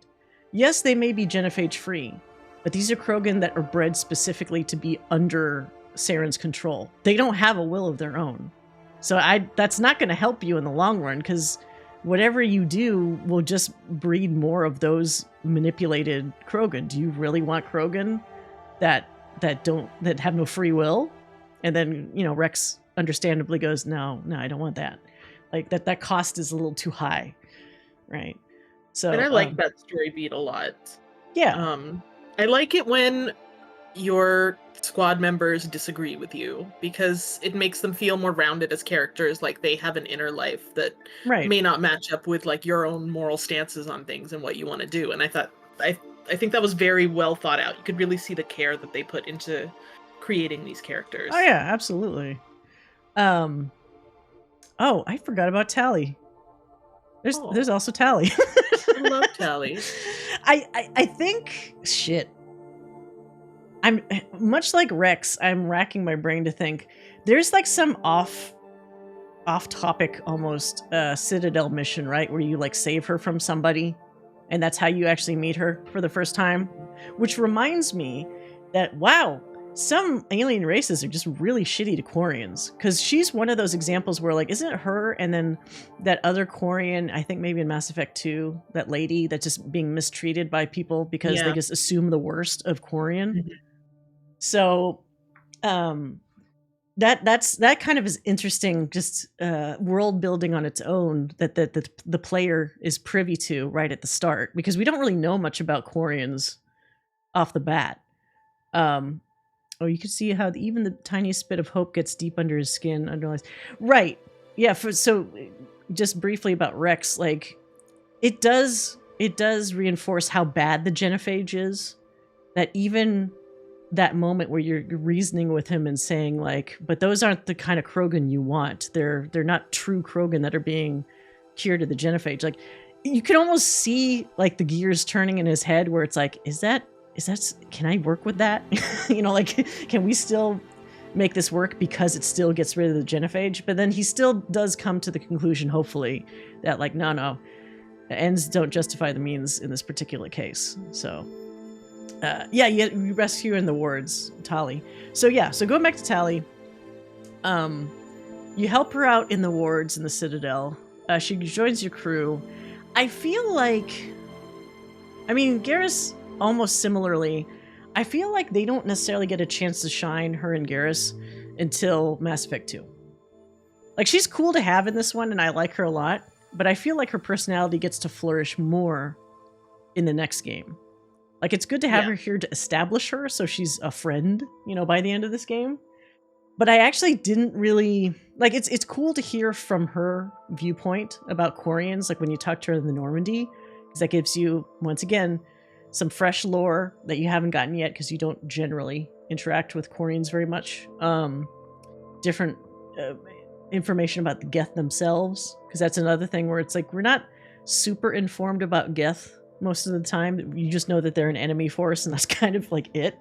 But now it makes it a bit more personal when you have somebody that's been fighting their whole lives against Geth.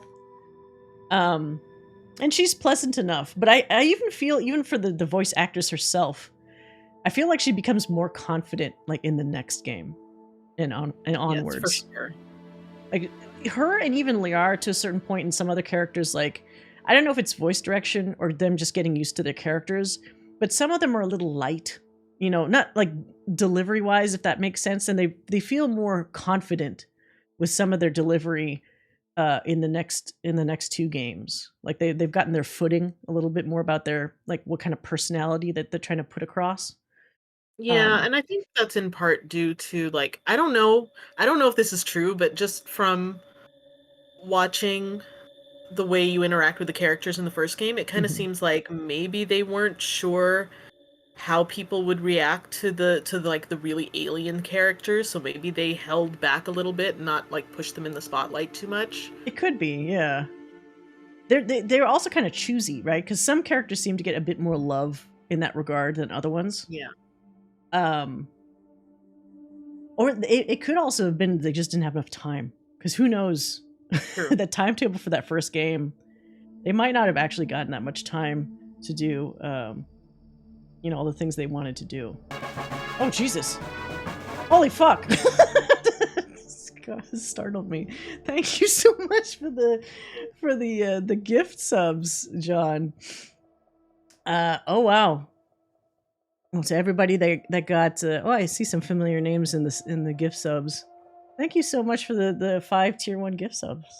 Very generous of you.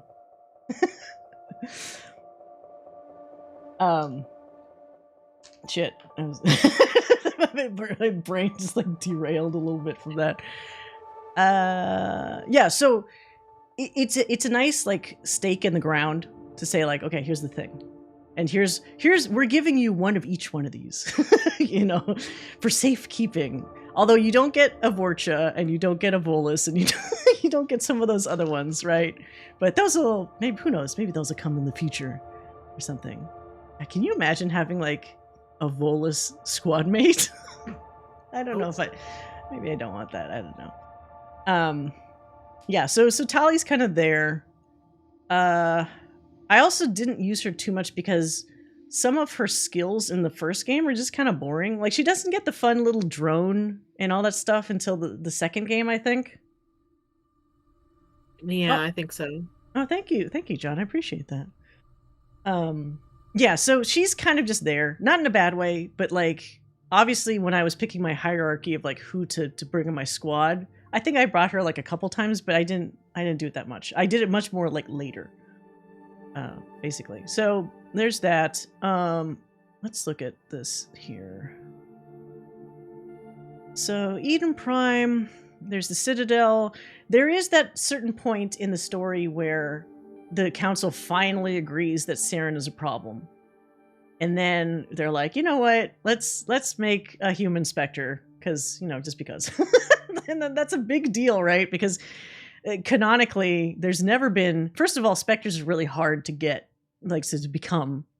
And then second of all, there's never been a human Spectre, but we know that Anderson almost became one if it wasn't for Saren fucking around and ruining his chances. So right. That I always feel like that gets like lost between the cracks a little bit, but it's worth remembering. So yeah, and then I think that might have happened a little before the part where we get Tali, roughly, right? I think so, yeah. And the next big plot point before Virmire, of course, is Noveria. And Noveria is where we actually see Big Boobs McGee, Matriarch Benezia, and the Rachni Queen, right? And Benezia was Marina Sirtis's character, right? Yes. Yeah. Good choice, by the way. Fantastic choice. Good choice. It makes the whole, like, cleavage situation a little bit... I kind of side-eye that a little bit. But, yeah. Whatever. Yeah. Content warning, 2007. Exactly. It really is kind of a sign of the times, I feel. Venezia's, like, boobs. Just her being... front butt. Yeah, being the way that they are. Wait, let me see if I could find while we're talking about this, I have like one of the streams. But so we go to Noveria, the Rachni Queen. I don't think we realize initially that the Rachni Queen is even a part of it, right? We just know that something weird is going on in Noveria and that Benezia is there somewhere. But I don't know to what capacity. And then we go there and then we find out that the queen, against her will, I guess, is popping out all these little Rachni that are kind of being turned into what we find out later is like Reaper controlled, right? Because Saren is using them as like an enemy force. Yeah. Which is pretty shitty thing to do. Yeah, it's pretty bad. There's that funny side plot by the way, I do remember in Noveria where whoever that guy was, I forgot his name, that was running the headquarters in Noveria gets undermined by that Turian dude that we help. Because remember, like, it's like an administrator or something. And he's corrupt, of course, because all administrators are corrupt. And we have the option of helping that Turian guy out to get the evidence needed to I don't know if it puts away the administrator or just makes him go away. So it makes the Turian guy the leader instead. And I was all pleased by that. I was like, good, I like the Turian guy better. But it was funny too, because I think that's the first time we see, I always forget her name. It's like an Italian name. It's a Giovanni Parsini or whatever, where she works at Noveria. And she clearly is getting irritated that we're kind of snooping around. So there was that bit where she's like, see me later for something. And I'm like, no. Then I just left and basically fucked her over by helping the Turian guy, getting what I needed from the Rachni situation, and they're just leaving. They're just never like dealing with any of her bullshit. Because it's like, dude, I'm Commander Shepard. I have time to play with you in your like little space politics or whatever. You see her later on, but it's like, in Mass Effect 2, but I thought that was kind of funny. Yeah. But yeah, so you get the option in Noveria of you either, I guess you would like either space the Rachni Queen or kill her or something, or let her go. And at the time, when I heard what it said, because it says these things where it's like, we didn't want to be like our forebears. The forebears were influenced by the sour notes of oily shadows, or some kind of like very poetic way of saying it's clearly the Reapers that had indoctrinated prior generations of Rachni. And so I chose to give her the benefit of the doubt, and it's like, she sounds like she really just wants to like start fresh. It's like, okay, everybody gets one chance. You all get one chance, you know. So then I let her go, which ends up in the long run more or less being a good thing, because the Rachni Queen can be, a war asset in Mass Effect 3 if you play your cards right. Although unfortunately there's still some indoctrinated Rachni that you come across, which is not her fault. It's like she was captured again. Like, it seems to keep happening to her. But yeah, so that's a thing. Here, let me. So yeah, so Benezia, it turns out, was being slowly indoctrinated like the whole time, which sucks for her because she has enough of her mind left to say like, because I as you can see in this scene, I brought Liara along because it's like, of course you should bring Liara around when there's potentially her mother, you know, in the mix. It only makes sense.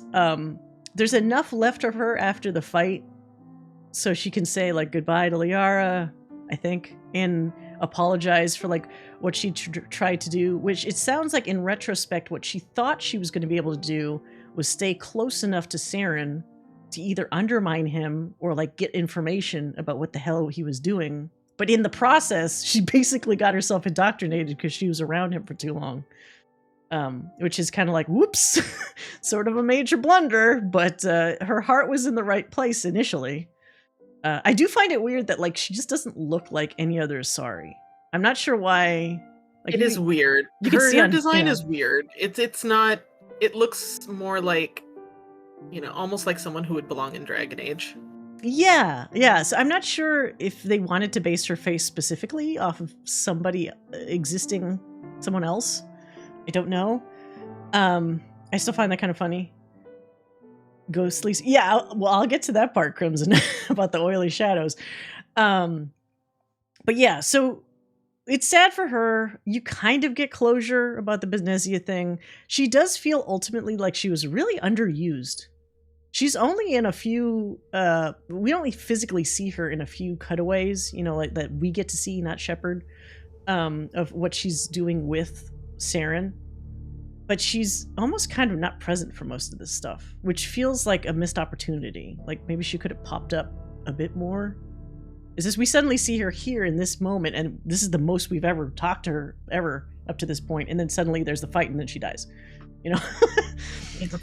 So it's over so fucking fast. But that's Noveria basically. And then from that, we get a better sense of, we actually now have proof. See, as she says, actually in the scene literally, giving proof about what Saren's been up to. So it definitely helps our case against Saren, because the council always needs like evidence up the ass about as much as possible about Saren before they even move an inch towards doing anything. But that is really, I mean, there's a lot of interesting odd things to do on Noveria, but when you really distill it down to what's important to the plot, it's really just this section. There's all the other stuff before about the miners, about all the nonsense that was happening at the different facilities. Ultimately, that kind of doesn't matter. It is some nice extra fluff, because you get to see, if you're into world building, you get to see how people live on Noveria. Like, what does a space miner like do? How do they live? In what environment? How do they like hang out? What are their problems? You know. So if you're into that, it's nice extra like secondary material. But ultimately, it's not like necessary. Like if they wanted to, they could have actually simplified Noveria quite a bit. Right. Not that I think that they should, but it is one of those things where I always wonder, especially as a dev, where do you cut corners and where do you spend the extra time, you know? And I think ultimately, oh my god, this boob shot, ultimately is a good use of time, but it does make me wonder if they hadn't spent so much of a chunk of time in Noveria, could they have shifted that, you know, to something else that wasn't as developed potentially? But it's not a huge complaint. It's just one of those things that I wonder. Now moving forward, yeah, huh? It's hard to say. Yeah, sparing the Arachnite Queen also leads to one of my absolute favorite cameos in Mass Effect 2. Is there a Arachnite cameo in Mass Effect 2? Did I do it? Can't actually remember. Oh, you're right, because there's that. So if you spare the Arachnite Queen, it's initially creepy as fuck, but like there's that one Asari that's on, was it Ilium? That's like, I need to talk to you, and then her eyes roll back, and she essentially has a recorded creepy. Yeah, she has like a recorded message for Shepard from the Arachnite Queen about how it's doing well. Yeah. Which, that is a cool payoff, because that means it's definitely indicating to the player, like, we didn't forget about this plot line. It's still a thing. So it's like, cool, okay, my actions had... I appreciate the continuity. Yeah, and wow, you know, keeping track of that stuff is probably a pain in the ass. Because you know that it's easy, with all the stuff devs have to do, you know it's probably really easy to lose track of that stuff, but a gamer, a fan never will. A fan fucking reminds you of everything you forget. Whether you want them to or not. Yeah, but I also like how if you play it that way, Shepard is this really interesting person that is always open to assuming, or not assuming the worst, but like giving every alien the benefit of the doubt. Like, you in this scene, you're giving the benefit of the doubt to a fucking giant spider thing that's asking for another chance at life. You know, like, you could very easily be the renegade Shepard that's like, fuck this, kill this giant bug, you know, like the Starship Troopers looking alien bug. But no, you could actually extend your hand and be like, no, let's give you a chance, because you're a living being too, and I don't want to, you know, I don't want to freely kill things that might have a shot at, you know, improving life in the universe somehow. And it does pay off if you're that kind of Shepard. Not that you have to. You could certainly just kill everything you want. That's one of the great things about this series, is like, you really can go to the two extremes, sort of like whenever you please, for the most part. Yeah.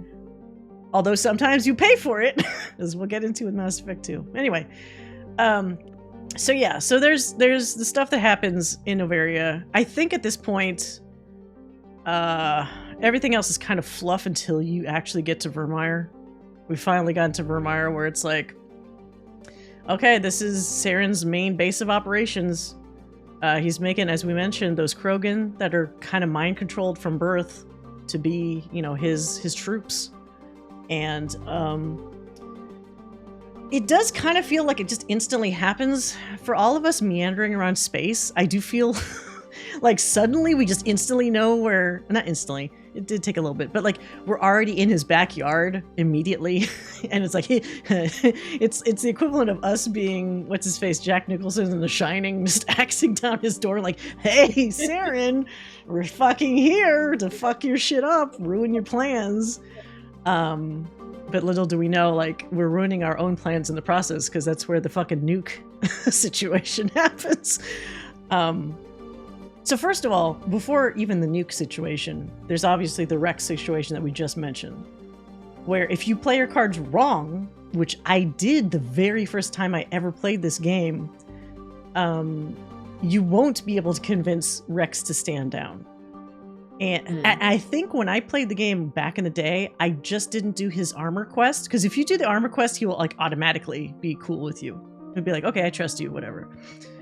If you don't do the armor quest, then you have to make a either a Paragon or like Renegade save, basically. And one of those was just not high enough for me, so those were grayed out, and I was like, fuck.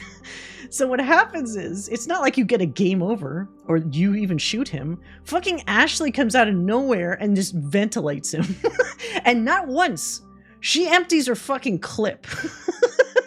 Of course she does. Yes. So I will fully say this, and my apology to Ashley, like, fans, but that left a pretty black mark in my book. I understand it's probably my own fault, because I didn't get those 2 requirements done that I didn't know about at the time, because there hadn't been any walkthroughs and whatever. But it so pissed me off that at the time I didn't know about the armor thing like at all. So when that happened, I was like, fuck, I'm not cool with that, because he stayed dead. It's not like a fake out or anything. So I reloaded a save. I had to reload far enough back to build up my, I think it was Paragon at the time, my Paragon high enough so that I could talk him out of it. And then when we got to the nuke situation, it was not a hard decision to tell Ashley to go fuck herself. Because I was still mad. I lost a bunch of hours of gameplay because I had to like get my Paragon like higher. So I had to do all these like odd job fucking quests to boost it. I wonder if you shoot Rex, does his name go on the memorial board? I don't know. I'm not actually sure. But yeah, so regardless of the situation, that's handled one way or the other. And then the only remaining thing to do is bust through most of Rex's Geth forces that are protecting like the main part of the base. In a planet that looks very much like the fucking last planet in KOTOR. Was it just me that thought that it kind of looked like that? It's like a little, because it's made of all beaches and palm trees. Yeah, I do remember thinking it looked similar. Yeah, let me see if I could find. I just thought that was kind of funny because we had just played KOTOR not unrecently, and I saw the similarities pretty clearly, but not just me. Okay, good. Like this stuff here. But yeah, so the nuke situation happens, and I know there's always been a lot of heated discussions about who to sacrifice. My particular standpoint, aside from if I'm totally divorcing myself from the being angry at Ashley for my own fault thing, because that's a different reason altogether, my rational argument is that you can pick, so in the setup, you can pick either Ashley or Kaidan to initially just stay with the bomb to set it up. And then, of course, afterwards, you have to pick which one of them to come back to, right? So, like, Ashley could be the one, I guess, that would stay... What is it? Is it stays near the bomb? I can't remember the combination. But in my head, the thing that makes the most sense is, because Ashley's not, like, a tech person, but Kaidan is. So it makes obviously the most sense to have Kaidan set up the bomb, because he's the most, like, his brain is fucking good at that. So set up the bomb, and then you should go back and protect him because he's with the bomb, and you need to make sure that shit goes off.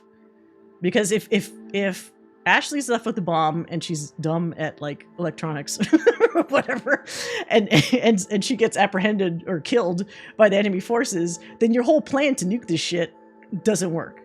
That's my rationale for it, right? Yeah, So it makes sense. Yeah, so in that case, it makes sense to save him. And Ashley is a soldier. She knows, what's up. If we're talking about somebody that's the most expendable of the two, we're being like cool-headed about it and not like emotional, it makes more sense for her to be the sacrifice. She's a regular person. She's not a biotic. So she's a soldier. She's not a sentinel, which is like somebody that's like techie. So there's too many things in my head that work against her in that situation to go out of your way to save her instead of him. And that's not factoring in any romance or any like preference or anything. It's just purely like if you look at their fucking stats, like what they have going for them. So that's kind of why I find it to be a hard sell just personally to save her and let him die. Yeah. And also just story-wise, I like Ashley being the one who gets essentially sacrificed because it seems like it just really like ties up her whole storyline in like a sort of beautifully tragic way. That's true. Where she has redeemed her family name through her own sacrifice, and like, yeah, she has to die to do it, but this was the thing that was sort of motivating her and driving her this whole time. It's a very tragic ending, but it's also kind of it's a beautiful ending that I appreciate. That's a good point, because it is I don't know if it's intentional, but narratively it's like intentional. She's always had something to prove, right?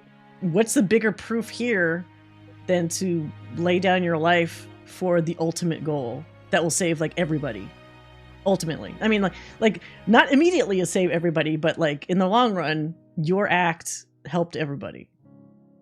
So it works and on it's not forgotten throughout the rest of the series. Like it's brought up. They will never let you forget that shit. They will never let you. That's great, though. I love that. Yeah. You get Kirahi's classic speech. Was it right? So what's funny is even Kirahi's speech kind of works into that. He talks about, we held the line throughout all this stuff. We held the line. So the opposite of surrender, exactly. So even a lot of that makes sense that you would have Ashley be with those troops because she's very much that same mindset. And so that's really setting her up to hold the line permanently to make sure that that bomb and that mission is accomplished. So that's what I'll always say to people, like completely divorced of any romance or preferential treatment kind of situation. Like it just seems to make more sense to have her bite the bullet, It does. Or bite I'd the be really nuke. curious to know how many people romanced Ashley and then sacrificed her. That'd be a super low percentage. Because they did this thing around... Was it maybe when they released the extended edition of Mass Effect 3? I think other old fans will know this. They actually released a big old stats page around that time of like what people did in what situations. Unfortunately, most of the time, unfortunately, Kaidan gets wrecked here. Just because most people in the stats played as male Shepard. So you already are slightly biased towards Ashley just because a lot of the stuff is set up as a guy towards her and not him.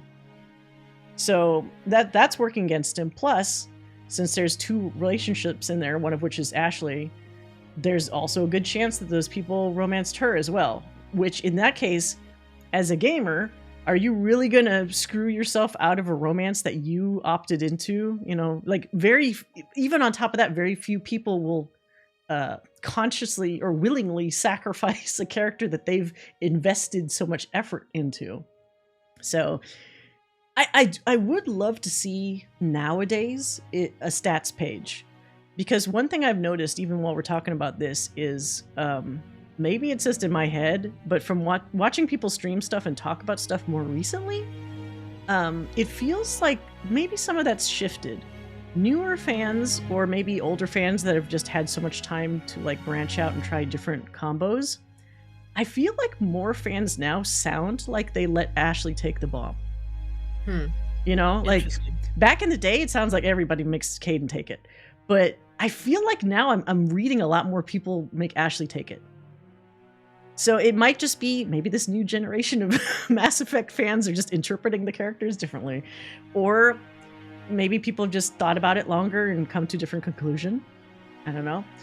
I also noticed a lot less people dislike Kaidan, which is nice. I still think that's undeserved, just to be so shitty for a particular character. Yeah, it is. I do kind of lurk in the Mass Effect subreddit. Yeah. And I have seen a lot of comments about Ashley's space racism. Yeah, I feel like, especially even with newer players, that seems to be the main sticking point. Yeah. Is the space racism. More so than any other personality trait that she has.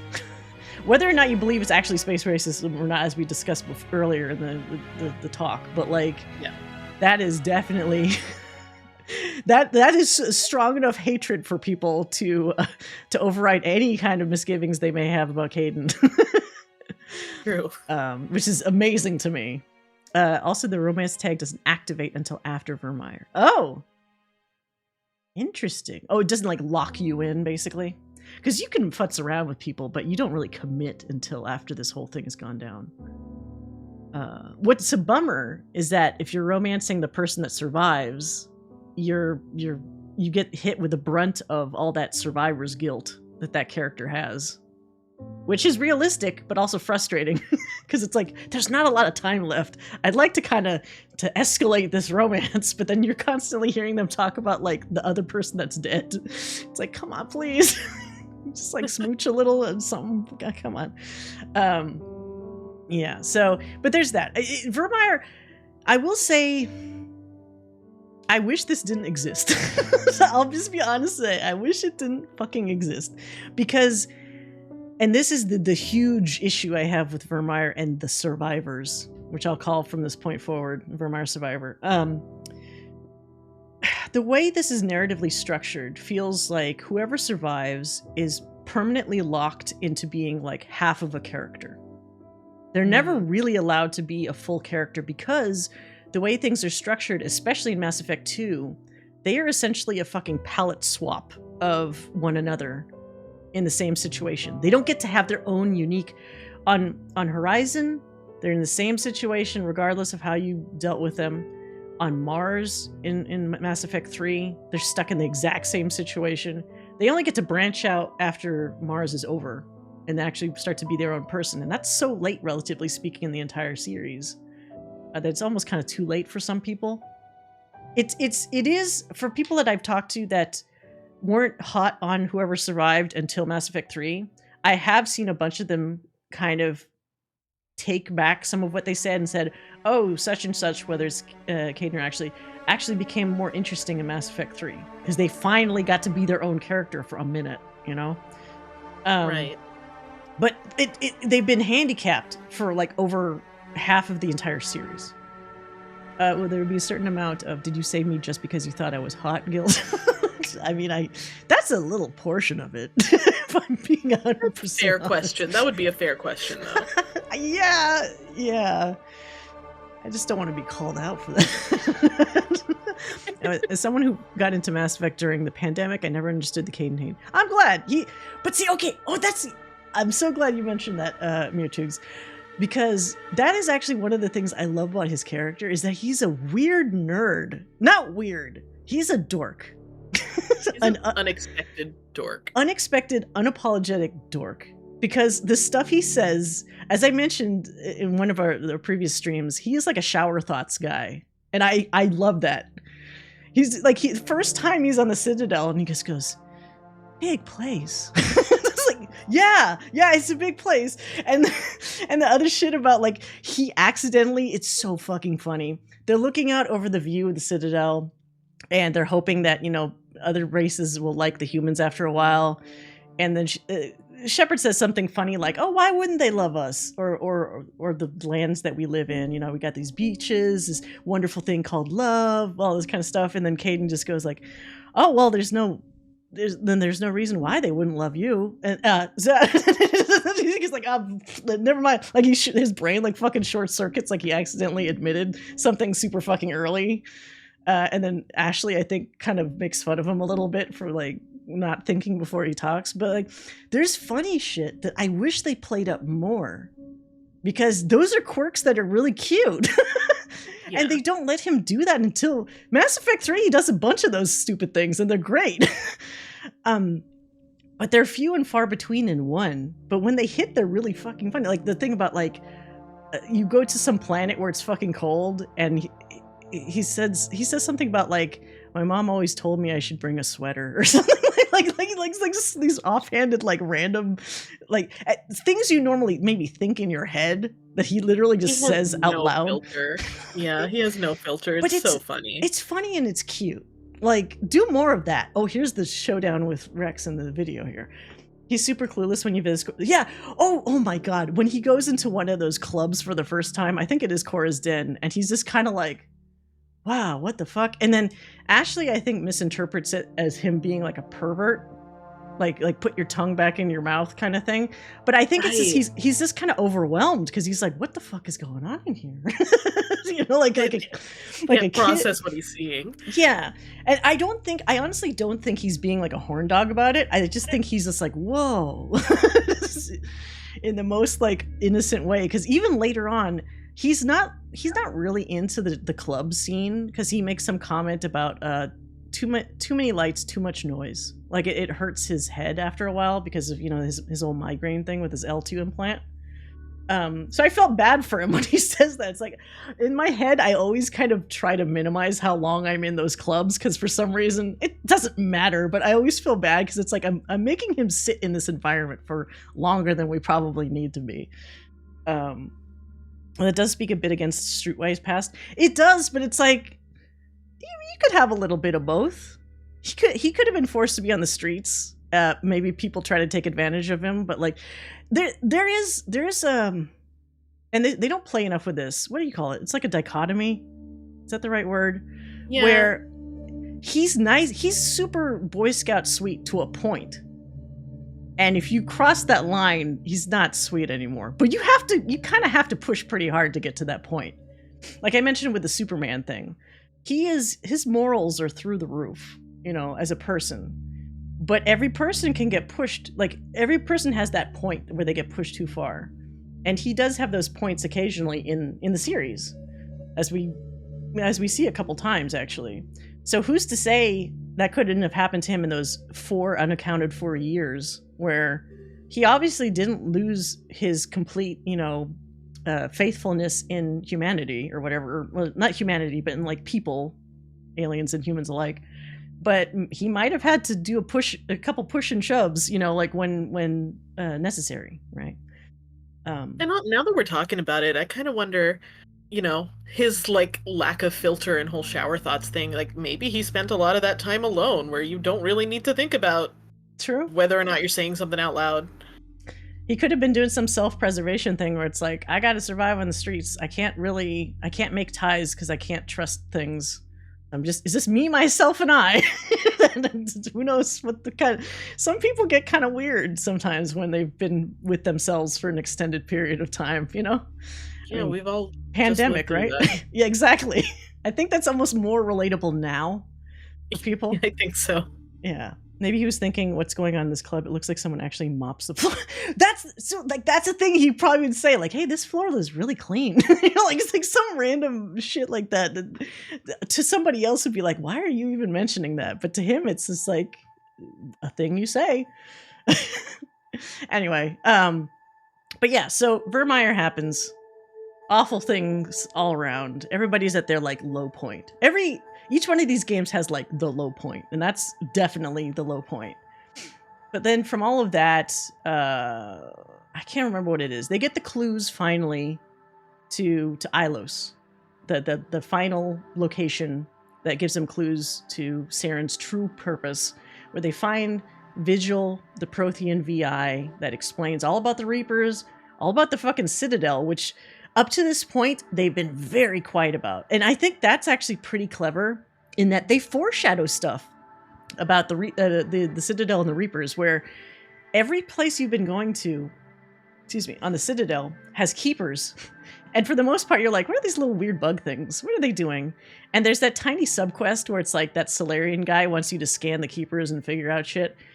Almost nobody usually scans all the keepers, but I guess if you do, you get a little kind of foreshadowing tidbit about it's really weird that they're almost like programmed to do specific things on the Citadel as maintenance, but then the even weirder thing is that nobody here has told them to do that maintenance. Well, why are they doing maintenance? And then that just kind of trails off, So they offer an interesting question that doesn't get answered really until, is it Mass Effect 2 even, or maybe straight up just 3? Like where it's like, oh no, they're programmed by Reapers to maintain the Citadel for whenever they want to use it again, basically. But Ilos is the final spot, and of course, prior to Ilos is where all your hard work, if you've been romancing somebody, finally pays off, and you get to have your way too quick, way too fast romance scene with your respective person, and then Joker fucking interrupts you. You're just trying to have a normal conversation with them. Joker. Well, there's that bit too. Oh, I totally forgot. Prior to that, when you're at your lowest point, the stupid Citadel Council, whatever, try to shut you down. Remember? They're like, you're grounded, Shepard. And then Anderson does one of the most hilarious things where he punches out Udina and gives you access to the Normandy. And he's like, get the fuck out of here. Like, he takes the hit. And he hits. Just to give you the chance to get your ship out of there and to go do that final chase with Saren, which is appreciated. Man, Anderson's such a bro. I know he's been waiting for a moment to punch Udina, but still, it's great. I'm sure everyone has. Oh god, Udina's the worst. Yeah, so romance happens. You get really no time to talk about your character's romance after that point, so congratulations. And then Ilos is directly connected to the Citadel, because they find out, like, oh, the reason why they're going to Ilos is because there's that weird, like, teleport or something, right? That they have set up that's going to just teleport everything to the Citadel. Which kind of makes me wonder, why didn't they just go to the Citadel? Like, I guess it's something about they had to do something to deactivate maybe the security elements on the Citadel to make it easier for them for Sovereign to interact with, right? Yeah. But this is kind of one of those questions that will come up again in Mass Effect 3 for me, where it's like, what was keeping the Reapers from just doing shit to the Citadel right away? I mean, obviously you have a game to play, so you have to make up some excuse. But they're so strong, and they would have been able to do this before anybody would have time to figure out or react. Like, why wouldn't Sovereign just zoop in there right away and just do the thing? By the time everybody got their asses to gear, it'd be too late. I don't know. But yeah, so stuff happens. Everything shifts over to the Citadel. And then you get the final fight, or the final half of the fight if you're clever enough to convince Saren to shoot himself in the head instead of fight you for the first. I think if you don't, maybe you do have an initial first fight. And then he gets like zombified or like turned into a Reaper, and then you fight gross like spider Saren, who's just like jumping on the walls and like shooting at you and shit. But I do feel like for all the buildup there is with Saren, it would have been nicer if we had been able to directly have conflict with him more than just on like Eden Prime and Virmire. Because he's just kind of in the background for so much of it. We see him get mad. We see him go to certain locations, but we actually don't get a lot of time to understand like what's going on in his head. And considering that, we don't have that much time, it's kind of weird that you can convince him of anything. Yeah. When you try to. It's like, I don't know. It's like, it's almost like that is not quite earned. Well, yeah, the first time we talk to him, really, like actually have a conversation kind of, is really Virmire. Because that's when we're arguing with him right next to the bomb, by the way, of like, why are you doing this? You shouldn't be working with them. And he's like, oh, I got to do whatever. Like, it's like you don't get an extended conversation really to try to present your case, like as it were. And then even when you see him on Eden Prime, I think that's just like, you don't even talk to him then, right? Because he's just around with Nihilus. Like, you don't even get to directly talk to him. Yeah, I saw a streamer having to fight Saren in 2 stages because they couldn't convince him to unalive himself. Yeah, so anybody that's convincing, I guess you're kind of speaking to his pride, right? It's like, are you really going to let these Reapers force you to do this shit? You still have just enough control to take matters into your own hands. And then he's got that ego where he's like, I'm my own master, you know, whatever. Yeah. But it's a bit too quick. I do feel we could have had at least like one solid longer conversation somewhere, you know, where it's, you know, where you're trying to like talk to the good guy talking to the bad guy, right? Because the bad guy loves to monologue, but where's the monologue? It's not often enough that he's monologuing. Really. Arguably, Shepard is playing on the doubts that must already exist in his mind. That's true, but it would have been nice if we could have seen more of those doubts. I think there might be some like data pad type things that might hint a bit as to his slightly growing fears about being indoctrinated. Because I do recall there somewhere in there's some kind of conversation where he's insisting to somebody, maybe Benezia or somebody, that's like, I'm still in control because I'm useful to Sovereign. So as long as I still control myself, it's fine. Like, he understands, like, other people have been indoctrinated, but not him. It's like, well, you should have figured that you're next on that list once all those other ones are fixed, right? Oh, here's the hold the line. We held the line. I love how Morden reflects on Kirahi at some point and says, like, that dude just loves his speeches. It's great how he knows him from like the STG days or whatever. I also just like the way they talk. Yeah, Solarians have a very interesting like EQ or something on their voices where it's hard to tell which voice actor they are. Like, for example, I only learned literally maybe last week that the funny Solarian, I think in Mass Effect 3, that tells you to stop touching the thing that you keep touching in the base, is actually Garrus's voice actor. But you can't tell because it's like so like pitch shifted and like done all this stuff too. Somebody in a YouTube video essentially tried to undo all the vocal effects to it, and it just sounds like Garrus. So Weird. Like, oh, that's funny. It makes sense because it's that dry kind of like, it's that same kind of dry humor that Garrus does, basically. Yeah. So of course they would pick him to do that voice. It makes sense. Let's see here, but yeah. So switch to some stuff about is this the Citadel fight? This is Ilos. Yeah. So the Citadel stuff ends really quickly. I would have thought there would have been more fighting in there, but essentially, doesn't it drop you off pretty close to where the council area is anyway? So you're not doing a ton of fighting to get up to the point where Saren is.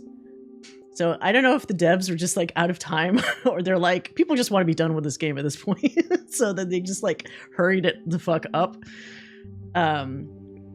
But yeah, so it feels like the last chunk with Ilos is more rushed feeling, relatively speaking, compared to the rest of the game.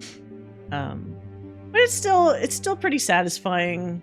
It's frustrating in retrospect that even seeing Sovereign, the council still acts like that's not enough reason. Like they want it so badly to not be Reapers that they convince themselves essentially like, oh, this was some weird one-off. There can't be more of this. Right. It's just Reapers. Like, if I had kept the council alive, which I didn't this time around, the Turian guy goes, oh, Reapers, we have dismissed this claim, which is one of the most infamous fucking quotes in the series. And it's because it's so infuriating because the player knows exactly that it's Reapers. And these other people, it's like, what did you think it was? A big fucking hand calamari spaceship? Like, random one? Like, you don't think that's a Reaper? Silly. But yeah, so... Oh, here's this part. Yeah, I guess you are kind of on... You're in a weird part of the Citadel here when you transfer over. But it's not like a super long fight. It's actually kind of quick. Citadel's a bit harder in Insanity, and enemies are bullet sponges. Oh, okay, that's a good point. That would actually suck. I played on hard, but it's still it's not too hard, minus a couple times where my biotic charge wouldn't work. This is a huge problem I have with the first 2 games, where I have something in my line of sight directly, and I'm spamming the charge button, and it's like, I can't find a target. I can't go. I can't. It's like, yes, you can. There's nothing in the way. Just charge the fucking thing. And it would not charge. I didn't notice that problem nearly as much in Mass Effect 3, but definitely in 2, and I think also in 1. And it was really bothering me. God, Karis's eyes look really weird in that helmet. That's where even in the stream, my mouse is like going like this. Like, what the fuck is going on there? His eyes almost seem like too close together or something. Weird. Anyway, so you get the cool bit where Joker randomly saves the day. Who would have thought, right? Does that one fucking crazy missile shot into Sovereign. I guess that's all it takes. Blows that dude the fuck up. I guess in retrospect, Sovereign was not as big as, like, Harbinger is like the biggest, I guess, of the Reapers. Sovereign was like the nerdy smaller Reaper, I guess, like the one that was just kind of gathering information, but not really like a heavy hitter, because he uses a lot of subterfuge and sneaky shit. Right. But still, that part was kind of neat. And if you were to leave it as, like, if Mass Effect 1 was just a single game and never had... Yeah, rip the Destiny Ascension. I totally got that shit destroyed. If you left Mass Effect 1 as its own game, even with that slight little tag at the end about, like, we're not done here, there's still something coming, like where your character poses against some planet, it still would have been okay. Because it's one of those things where you can be like, oh, well, I can imagine how this would go. Shepard would just continue whatever they're doing now, I think it still works as like a standalone game, like if you really want it to be. Yeah, which is nice. Yeah, I think one of the things that's a bummer is, like, in this particular case here, you get the option to have either Udina stay as a counselor or Anderson become a counselor, and narratively, I feel like, no, it should be Anderson's time to shine because he's experienced and Udina fucking sucks. Let's make Anderson a counselor. But then you find out in the next game, it almost kind of doesn't matter because they're still both forced to work together. And because Anderson is honest and blunt, that actually is a negative element as a counselor, because you had to do stupid political... Because he's not a politician. Yeah.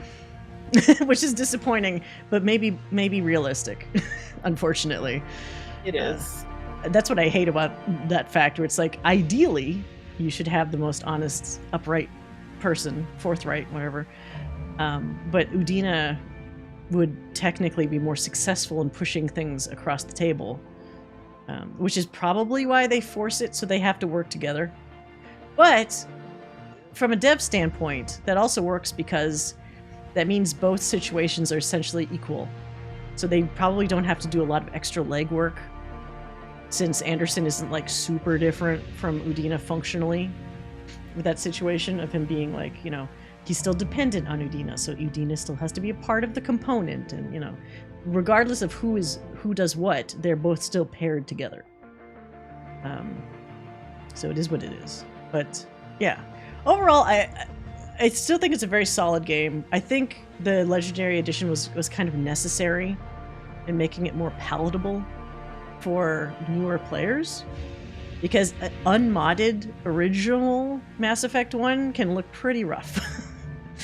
And as people probably will know if they've played the original series, the controls and stuff were a lot rougher too. So I would say, if I'm giving a rating for Legendary Edition versions of the game, I think Mass Effect 1 is probably the best use of Legendary Edition, but you get diminishing returns as you go through the games, honestly. That makes sense. Yeah. But, let me check here. So, yeah, I mean, considering that it was, from what I remember reading, that it was originally conceived as a trilogy, right? So, taking that into account, the fact that the first game has such a solid ending, where if you only played that game, like, you wouldn't be left hanging on, things that would haunt you. Yeah. I think it was really well structured. It might have also been that way because, this is games, and we never know if we're going to be lucky enough to get sequels based off of the game. So it's the smartest choice that BioWare could make, leaving it, yes, open-ended, but complete enough where if the game flopped for some reason, it would still be okay because it's not like you're left super hanging. Not like Dragon Age Inquisition. Fucking, God damn it. I'm so bitter about that shit. You leave in a big plot hole. Hey, Mr. Gel. Yeah. Yeah, so anyway, I think, again, out of the three, this one succeeds the best in Legendary Edition overall, in my opinion. Also because it doesn't have to rely on a lot of DLC. Yeah. Yeah. So we use operating as if Dreadwolf isn't having. That's how I'm protecting myself, Pam. So if it doesn't occur, then I won't have set myself up for too much disappointment. But yeah. Yeah. So with that being said, we're gonna start progressively getting a little bit more in the weeds as we go further with these games. So. Yes, with that done, we can now move into Mass Effect 2. But to give ourselves a break, because we have just been, oh my god, we have been talking about Mass Effect 1 for over 2 hours. We're going to do little 2-minute breaks in between these discussions to give you guys a little, both ourselves and you guys a little refresher. So I'm going to play a little video. I'm going to give both of us a little bathroom break. Yeah, intermission, exactly. We'll be back after this funny video has finished, and we will be talking about Mass Effect 2. See you in a minute.